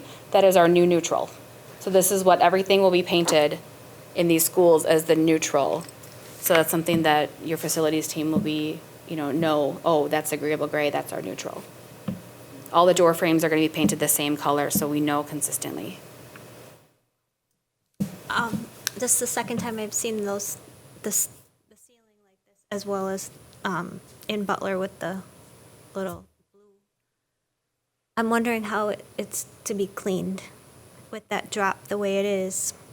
Then will the custodians have to go up and over, almost like a ceiling fan, where when it starts to collect, how are those able to be cleaned? That's a good question. It's similar to how other movement, we do these a lot of schools to get that the acoustics improved with the cloud pieces. Otherwise, you would have to significantly lower the ceiling for it. I honestly don't know. Yeah. It does contain it because of the way it's dropped, and there's bat insulation on the top of it, so it does create a shelf in a way. Is that what you're asking?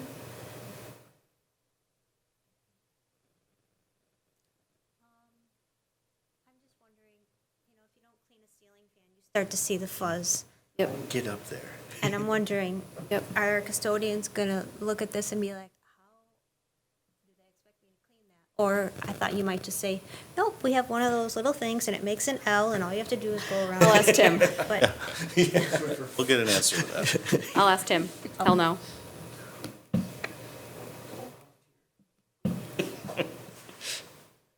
Another view of that, so that's the new servery. So right now you have some accordion doors and some other open grates that close off the cafeteria. With all three of the middle schools that are getting renovated in new cafeterias, we're using solid rolling doors that have an insulation to them. So that way they can use the common spaces throughout the day, before and after lunch periods, so that the noise doesn't carry throughout the building. You know, in all of your buildings that are very high occupancy, they're looking for breakout spaces or places they can go with students and staff. And so we purposely made them closed gates so that space and the noise can be separated. It's not going to be 100%, but it's definitely going to be more quiet with the closed solid grills than the open ones. Here's the tile accent of the drinking fountains and the yellow rubber coming through the corridors. I'm sorry, a quick question. I know in Butler's Common, they have a water fountain that has the water bottle filler. Yep. Are those going in as well in Yes. the other? Yep. Okay. I know they're a huge hit with kids. Yep, I don't think we have it at every single one of them, but we thoughtfully put them throughout the building. And you actually have quite a few in your buildings already. So we're replacing them, or we're taking them out and reinstalling them as, you know, as makes sense. Thank you. Yep. The other thing about the commons is we're installing sinks outside of the toilet rooms. So if a student wants to wash their hands before or after they eat, they don't have to go into the bathroom to do that. So it encourages hand washing.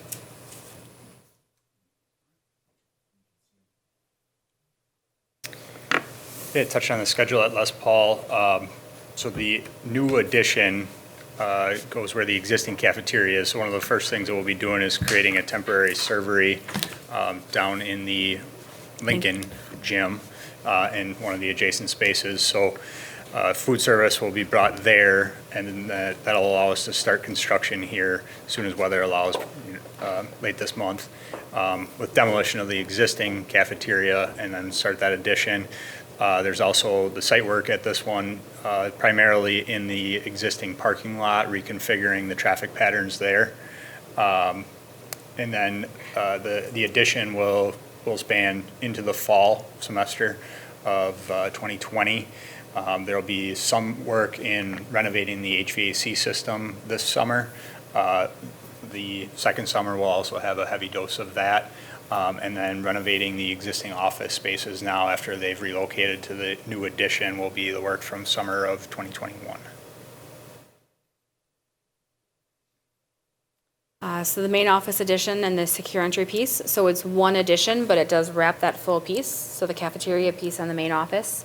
The kitchen and cafeteria addition, demolishing the existing one, renovating restrooms and locker rooms to be ADA compliant, upgrading plumbing, heating, and cooling, just like the other schools as required, and again, renovating that existing office block and the student services to be a special education suite. You have a lot of medically fragile kids that come to Les Paul because you can accommodate them really well here, and so this suite will enhance those services that you're able to provide. So it'll have a toilet room with a shower and changing table, as well as a kitchenette and a washer and dryer, so you can teach students activities of daily living, a sensory space, and a swing within this space.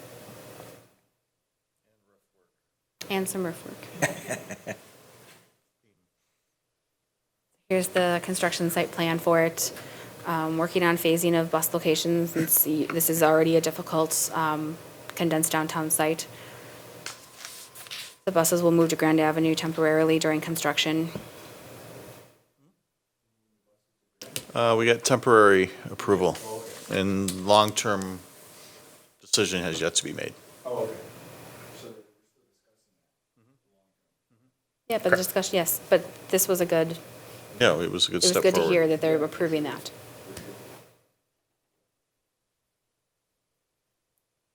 Here's the elevation off Carroll, so the cafeteria curved piece with the canopy on the left is over the delivery spot, as well as where a lot of students possibly could come in. Depends on how they look at when they bring kids in, but that's a nice entrance piece there.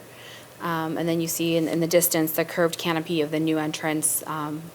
So we chose to put it at the elbow of that, knowing that some people might come into the cafeteria as a gathering space, but it also gives you a lot of visibility of coming in on the site. We have one more angle, yeah. Here's a little bit close up of that, showing the Worthington building in the background and the canopy pieces that unite all three. So the tan piece is metal panels, and we're using a darker brick. We didn't try to match the existing brick because we would have been able to do that. So both at Butler and quite a few. So we added another one, but it's complementary. It's also the same brick that's being used at Butler. So it was thoughtful in doing that. It's a double height space vestibule, so you come in and have a really great red soffit, some nice school spirit. The reception desk, and it leads you down the hallway to the principal, conference room, health room. I'm sorry, not health room. Health room stayed in student services. So this is the one that actually is split spaces, but we're able to align the hallway so there's visibility. So the student services receptionist can watch the back door of this admin office. So you have visibility to both ends of the office. And that's how the staff chose to separate that based on who covers the health room. And so this is a view looking back at the vestibule, a little bit higher space. We'll have some branding on that wall behind the student sitting, so we'll get some logo wall there that's still being designed, some environmental branding. We'll have 2 accent walls at each of the schools that Bray is in the process of designing with help of staff. Here's that student services, or the special education suite. So a length of casework with the kitchenette, so it'll help with offerings to those students and those daily living skills. Staff workroom with a kitchenette for them. Mailboxes, copier. And here's the cafeteria. Again, that faces west and north, so we'll have shades, and we actually have sunscreens on that as well to limit the sun coming in. The staff workroom, is that where the existing offices are? Yes, it's in that block of space. Mm-hmm. And again, it's just out that back door. So the door that you currently come in off that vestibule, right across the hall into the main office, that's the main office. So, and it's just around the corner from that. So it's still very accessible. And here's looking back in.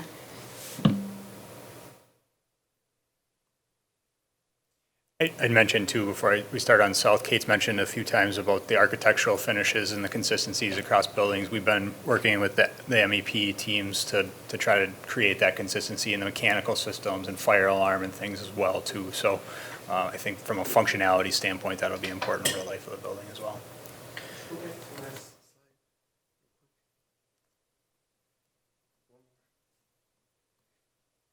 So, will these be Yes, so this is showing that in the open position, but those will have the rolling shutter doors that are solid, similar to the other schools.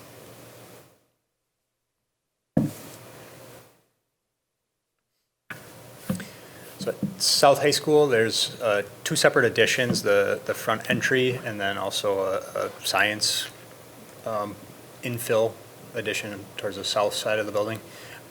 Those will both break ground here in the next few weeks.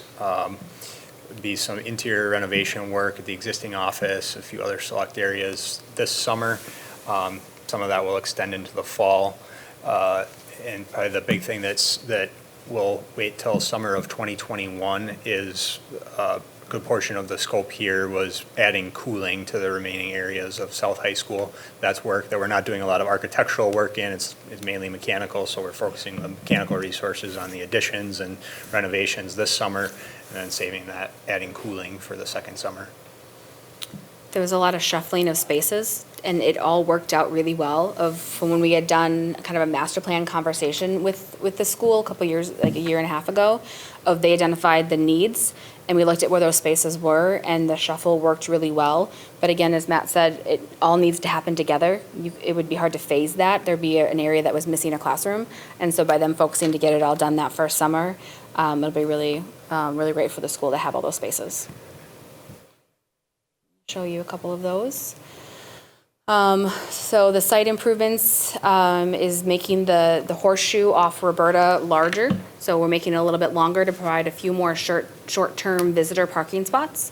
The school had repaved last summer, making more visitor parking overlooking Whittier by making it angled parking versus parallel. So this will add a few more parking spots, especially as the entrance transitions from the kind of Hilltop Auditorium entrance around to the new main entrance will be what is between the choir rooms and the library.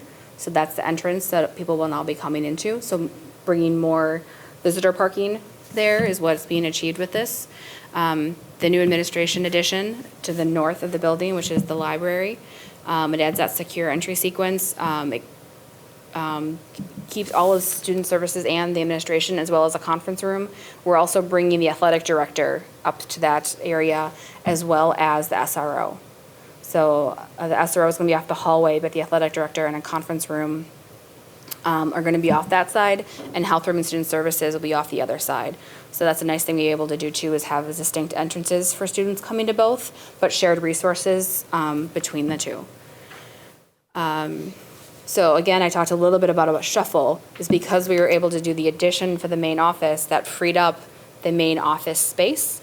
But we displaced a few spaces as well. And two of those spaces that were spread out were special education. So we're able to bring those special education spaces together in new built renovation space, which would be really great for them. So made it to their needs. And then we had 3 other classrooms. So one is being allocated to the Health Academy. One of the display special education spaces is being allocated to the Engineering Academy. And then it's 2 others that are just net for the school to be determined as best use for classrooms. But they're all being designed very flexible. As Matt said, new science lab addition, but you're not losing any science labs, so it's really a gain of a science lab for the school. And as I said, the separate entrance for the student services. Here's the construction site plan. I don't think too much will change. There'll be a little bit of congestion, I think, but that's to be expected. The city is also doing some repairs to Roberta next year. This year? This year. So it's something we've been working with the city on. So making sure curb cuts and everything, we're coordinate with them. So here's that new piece. The part to the left is the choir room, the double windows you see. We're readying the doors in place, putting a canopy on to really signify the main entrance. Adding the flagpole as a wayfinding tends to show people where the main entrance is, as well as the horseshoe turnaround. And then the addition of the popped windows of the brick is the administrative suite.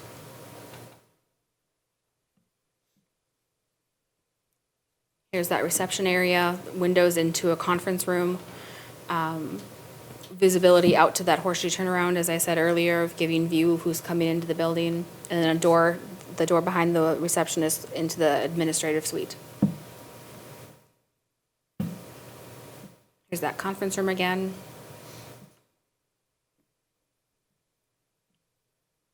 One of the renderings, so here's again this is the student services work area. Kind of the curved piece highlights a career resource area, which South currently doesn't have.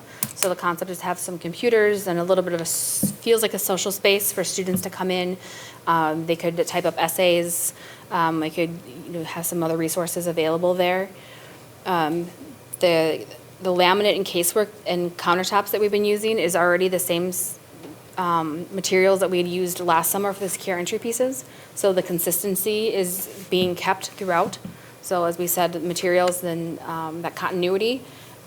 We've designed the reception desk a little bit different each school as makes sense, but the laminate and the countertops are going to be consistent. So as families and kids come through, you're really going to get a sense of continuity throughout the projects.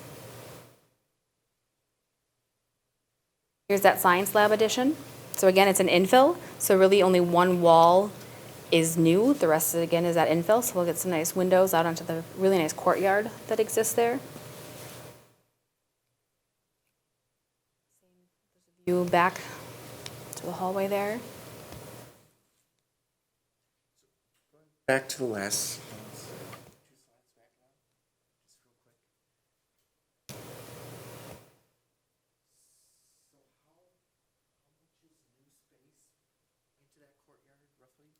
So there's a large courtyard with a little courtyard. So we're filling in the little courtyard. The big courtyard remains. Okay. And there's a little piece that there's 2 science classrooms, and there's a small courtyard where there's the health science, and then like physics. So it's really, the big one is really going to stay. It's it's like 1,600 square feet. It's the perfect size and proportion for a science lab classroom. The other really nice thing about it is we're able to tie in a door into the existing physics room. So all of your science rooms really connect. There's prep spaces between them. We were able to get a door to that. So the science lab, it's really continuous with those other classrooms. And I think we only eliminated one window into that physics classroom. But it was also the smallest classroom you had of science classrooms. And you didn't lose any, so you're really gaining a science lab. This is the space that's currently the athletic director's office. It's a little bit of a weird space. It fits in the auditorium, kind of angled wall. And so by moving the athletic director up to be with the rest of the administration team, we were able to backfill it with a staff workroom because we displaced the current staff break room. So again, it was a juggling of parts, but they all worked really well to be the size and proportions and adjacencies that were needed. Here's one of the extra classrooms that's in the main office block of space that's being renovated for the health professionals. Another view of that. In general, though, it's a very standard classroom. And then here's a computer lab for the Engineering Preparatory Academy. And this connects into the woods shop. There's doors that circle onto it. And so it'll really feel cohesive with the rest of the space.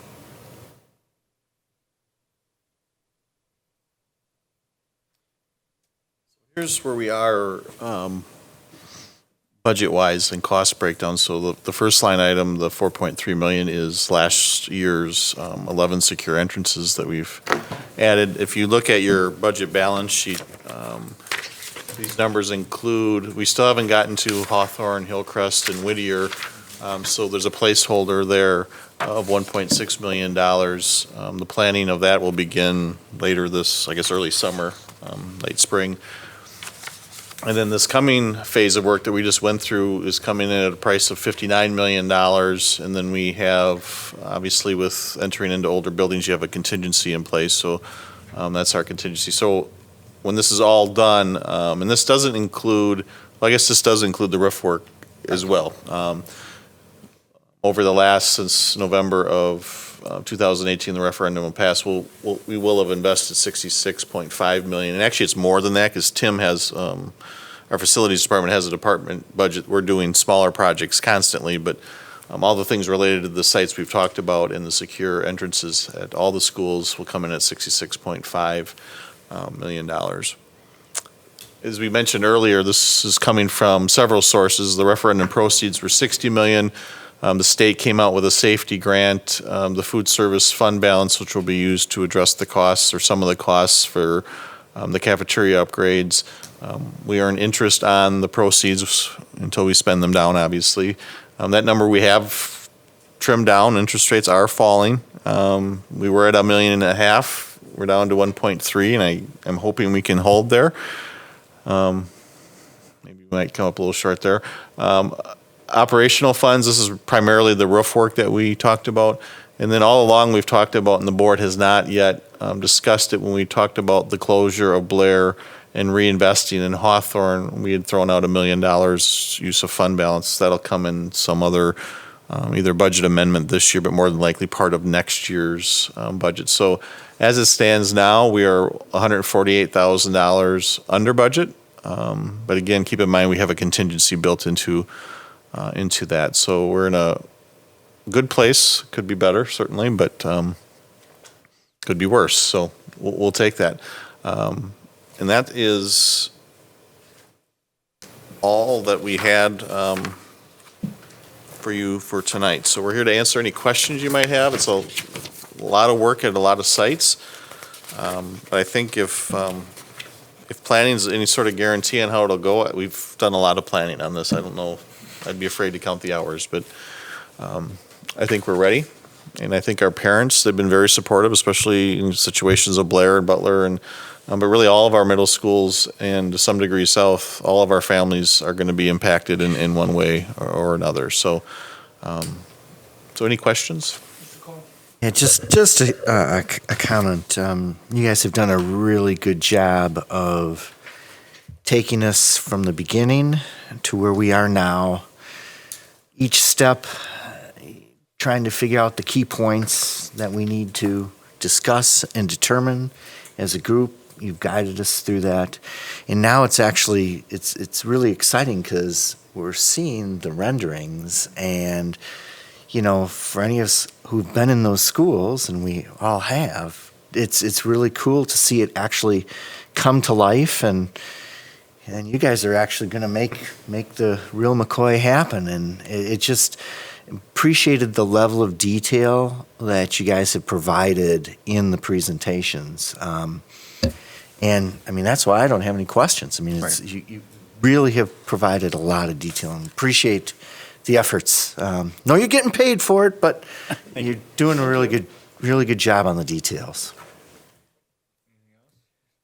Thank you. I was just going to piggyback off Mr. Cuomo's comments. I was not part of the school board when this first started, when the referendum was being proposed. I know Mr. Clark came to, I don't know how many presentations you did, along with your a lot. Colleagues. Yeah, I remember you came to some of you, and we had lots of questions. It was one of our most highly attended PTO meetings. Typically, there's 2 people, and there was 30 or so. You sat there and answered questions for a very long time. When the issues about Blair and Butler came up, there was a lot of questions. I had a lot of questions. I was contacted by a lot of people. Those have died off. I haven't heard anything, so I'd like to commend both Bray and Findorf and the administration. Not that there aren't concerns still, but people still have questions, but I think they're being adequately addressed. So the extra work you're putting into it is paying off. Thank you. And I put that in the executive summary. There are going to be issues. You are going to more than likely get calls. But there's nothing out there, I don't think, that we can't remedy as long as we're made aware of that. So if you do get questions, if you want to refer them to us, we'll also be doing the flyers in the neighborhoods surrounding these schools with the contact information for Findorf, because the neighbors are obviously going to be impacted with all the construction traffic. So if you can make us informed, we can jump on those issues as fast as. Some things it's just the part of construction, and we won't be able to probably do a whole lot of things. But you know, if it's minor things, Findorf's great with making. They're used to working in schools, so they're used to making adjustments to meet specific needs. So,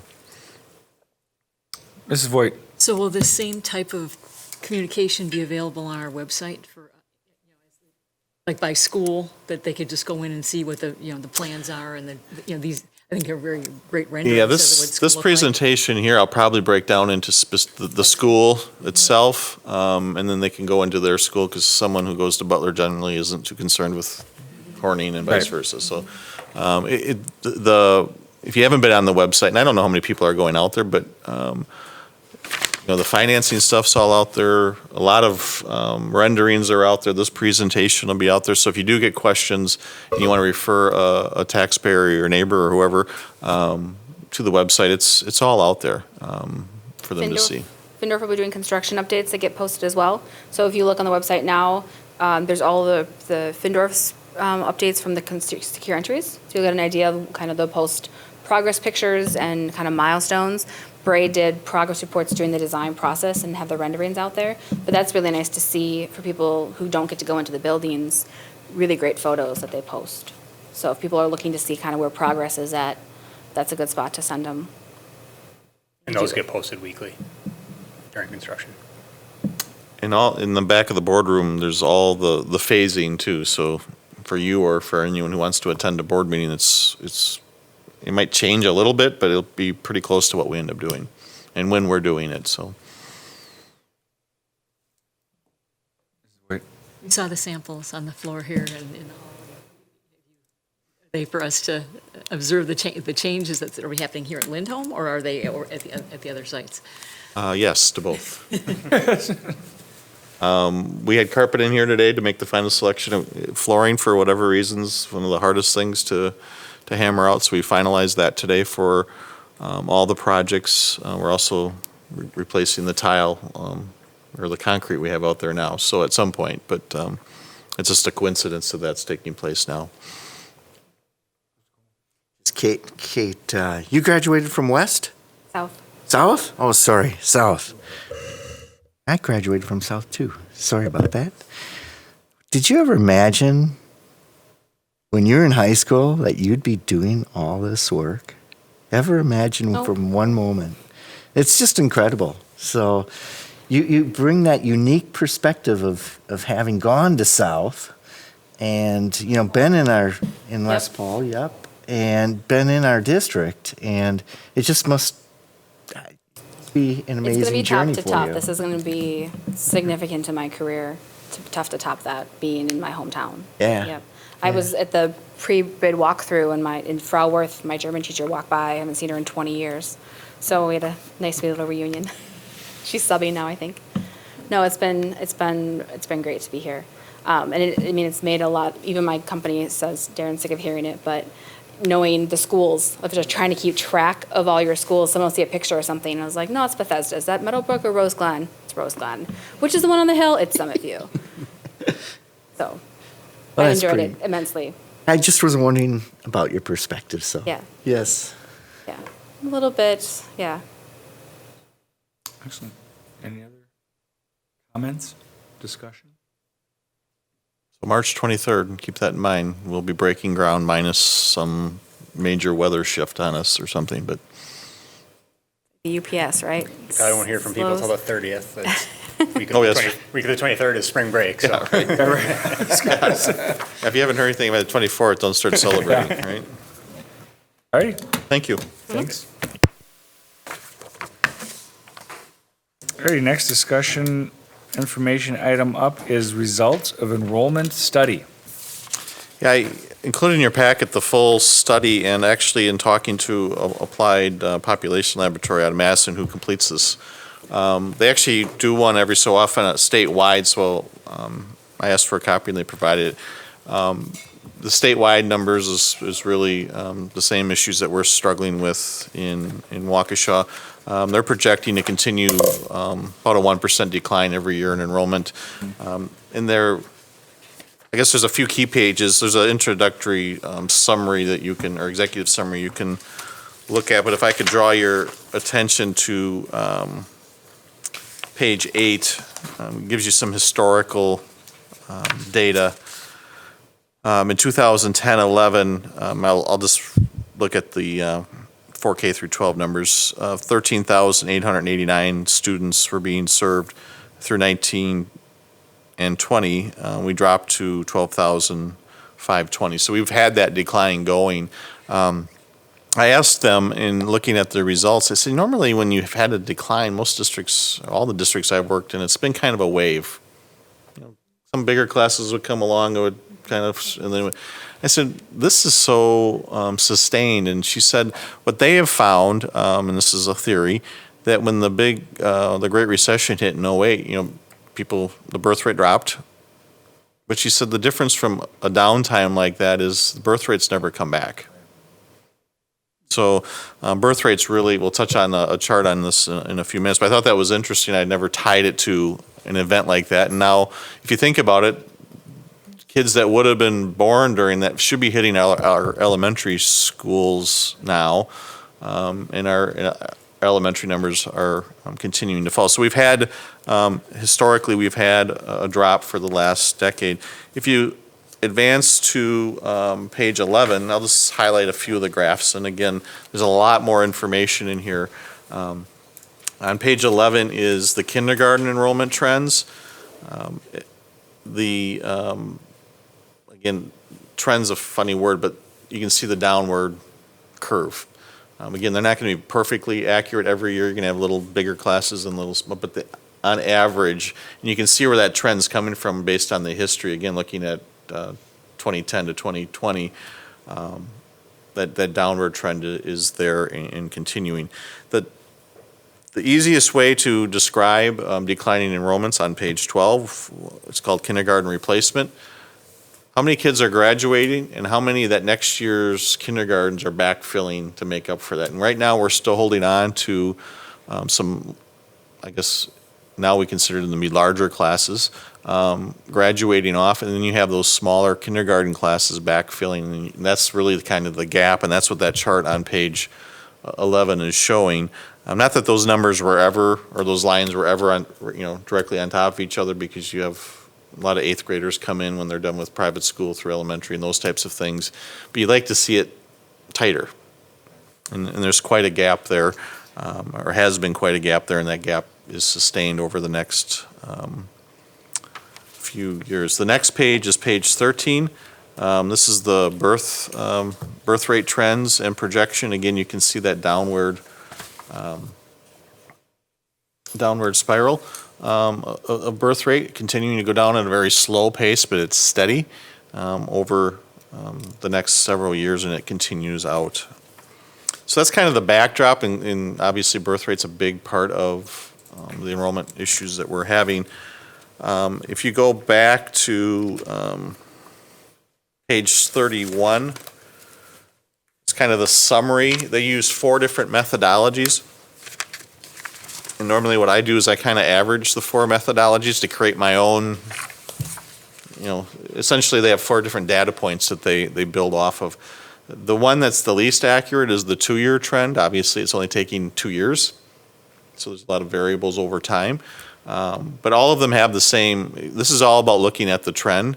All of them have that same downward trend, and the graph shows that now, being such a large school district, it doesn't look like a lot of kids being lost in that graph. But you can see all 4 approaches have a downward trend, and we're talking probably 125 to 150 kids per year on average going forward.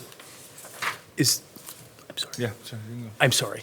Is there a reason they pick to go back to 10, 11 and not farther or further? I would have to ask him that question. My guess is that at some point data more recent, you have to use more recent years to capture, but I can get a firmer answer on that. Decade. I would guess it's 10 years and. Going with a decade. And then the last page I'll point out is going into the state numbers on page 41. Again, they break it down by ethnicity, and there's a lot more data, and I'm not doing it justice, but just table A, you can see the downward trends, just looking at the top tier. So we're not alone in this. I asked them, APL does a lot of these projections for school districts. I said, well, how many of your districts are declining? She said, over a period of time, she says about 75% of their clients, don't hold me to that number statewide, are looking at declining enrollment. There's just fewer kids out there.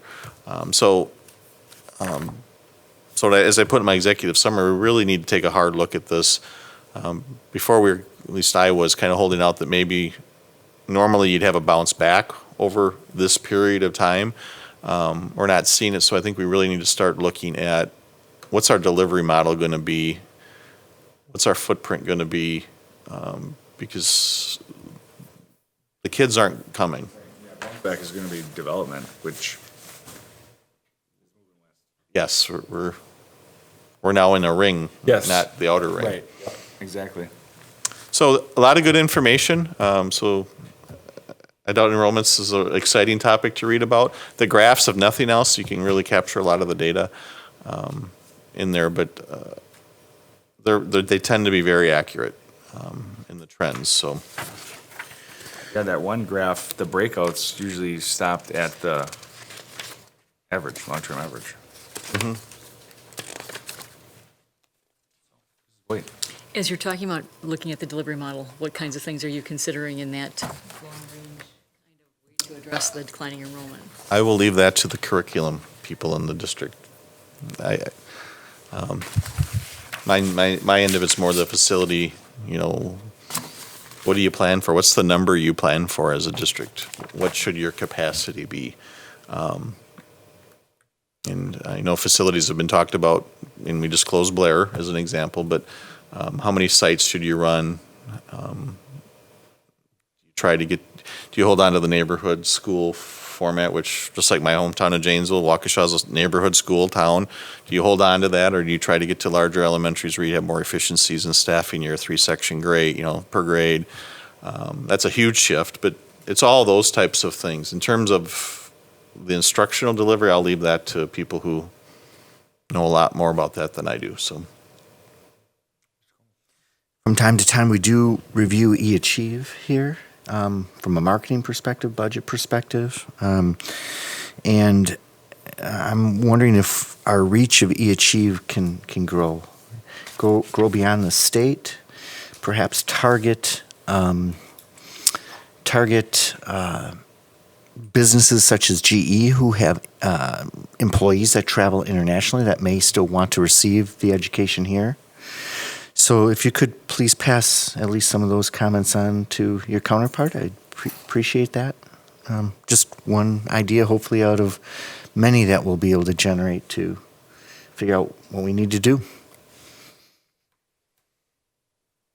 And I also, I forget where the UW system's hurting. There's fewer kids up and down the grade levels. This isn't, those smaller classes are now hitting the university level as well, and now there's online, just like here, there's online options, Right. and there's all these other things. So universities are also scrambling to recruit and retain students, so. Yeah, even the big universities are going online. ASU has got, I think, the biggest right now. They're huge. And they're advertising everywhere. They're advertising like crazy. Yeah. Arizona State, I mean. Alrighty, any other comments? Alrighty. Thank you, Darren. Moving on. Our last discussion information item of the evening is the monthly budget report. Take it away, Sherry. Thank you. It's looking really good, which is what you want to hear in a budget report. Nothing is out of ordinary. For our local sources, our main source of revenue was for our tax collection. It looks lower than last year when you look at the percentages, but that's because we added a Fund 39 as part of our payment for the referendum, and we settle our debt tax accounts prior to our general fund tax accounts. And so we had more debt to settle earlier, which just means our general fund tax accounts will come in at a higher percentage as the year progresses. We had some minor eAchieve payments for the interdistrict sources. State sources, we did receive a close to $75,000 AGR payment, but I realized it hadn't been booked yet in Skyward when the report was created, so we're taking care of that. We get an annual payment in lieu of taxes payment from Town of Waukesha for DNR property. We received that in February. Federal sources were mainly Title I and Title II grant payments. Other revenues were, there were some refund of prior year expenses that were an E-rate rebate and then a P-card rebate. So all that money is just rebate money to us. Overall, we're at 49.27% of our revenues compared to 59.13 last year. But again, that's because of the big tax chunk that will be spread out later as the year goes on. Expenses, salary and benefits are always our big ones, and they are right on track where we expect them to be. The 1% appears low, but that's because the HSA contributions make the overall percentage hard to compare because we didn't have HSA this year. In prior years, we had that expenditure in there. Purchase services.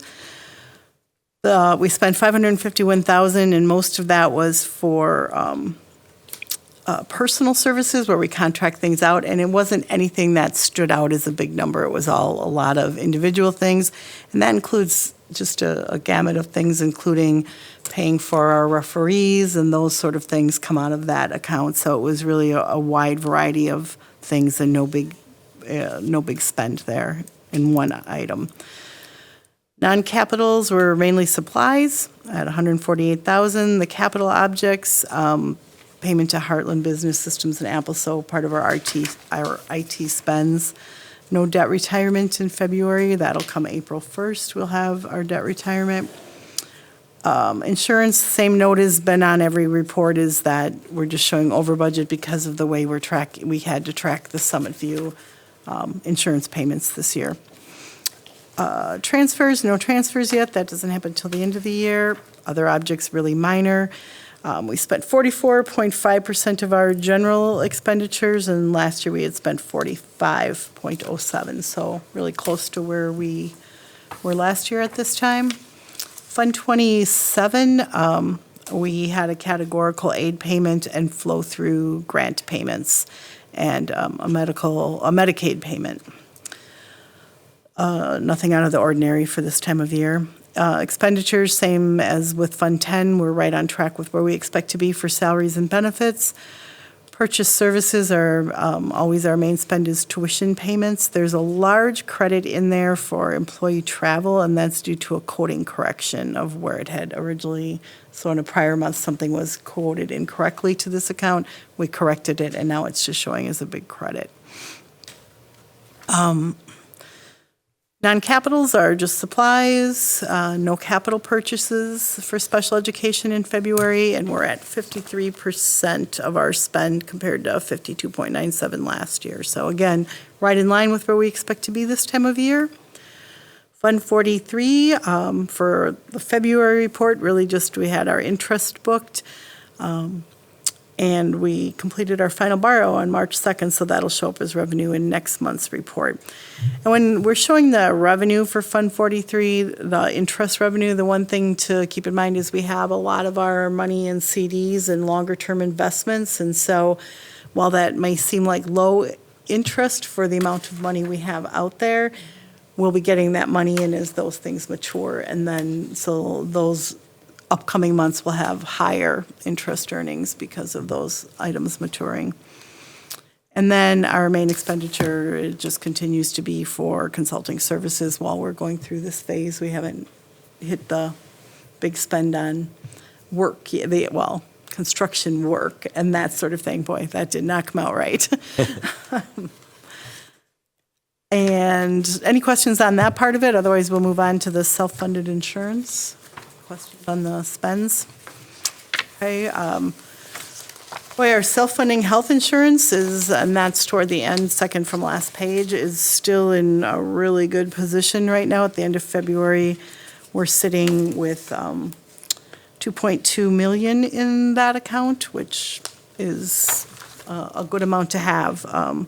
Means our claims trends are pretty good right now. We do expect, during the summer months, it does get a little bit higher, but right now we're in a really good position for health claim trends, and the same can be said for our dental claims. We're sitting with in a good position, and again, that one is less risky because we know our full exposure going into it because there's a max limit on everybody's policy. So, any questions? Record report, but time-wise, but. Excellent, thanks, Sherry. All righty. Concludes our discussion information item section. Other business recommendations for future committee meetings. Anybody have any? If you have any that come up, you just email Darren and myself, and we will get it on. All righty, so we have need for a closed session. Okay. We're looking for a motion to go into closed session. Corey. No one else wants to. I'll move to adjourn to executive session pursuant to WSStat Section 19.85 Sub 1E for deliberating or negotiating the purchasing of public properties, investing of public funds, or conducting other specified public business whenever competitive or bargaining reasons require a closed session. You looking for a second? I'll second it. Thank you, Mrs. Voigt. That'd be a roll call vote, I believe. Aye. Aye. Aye. Aye. Aye.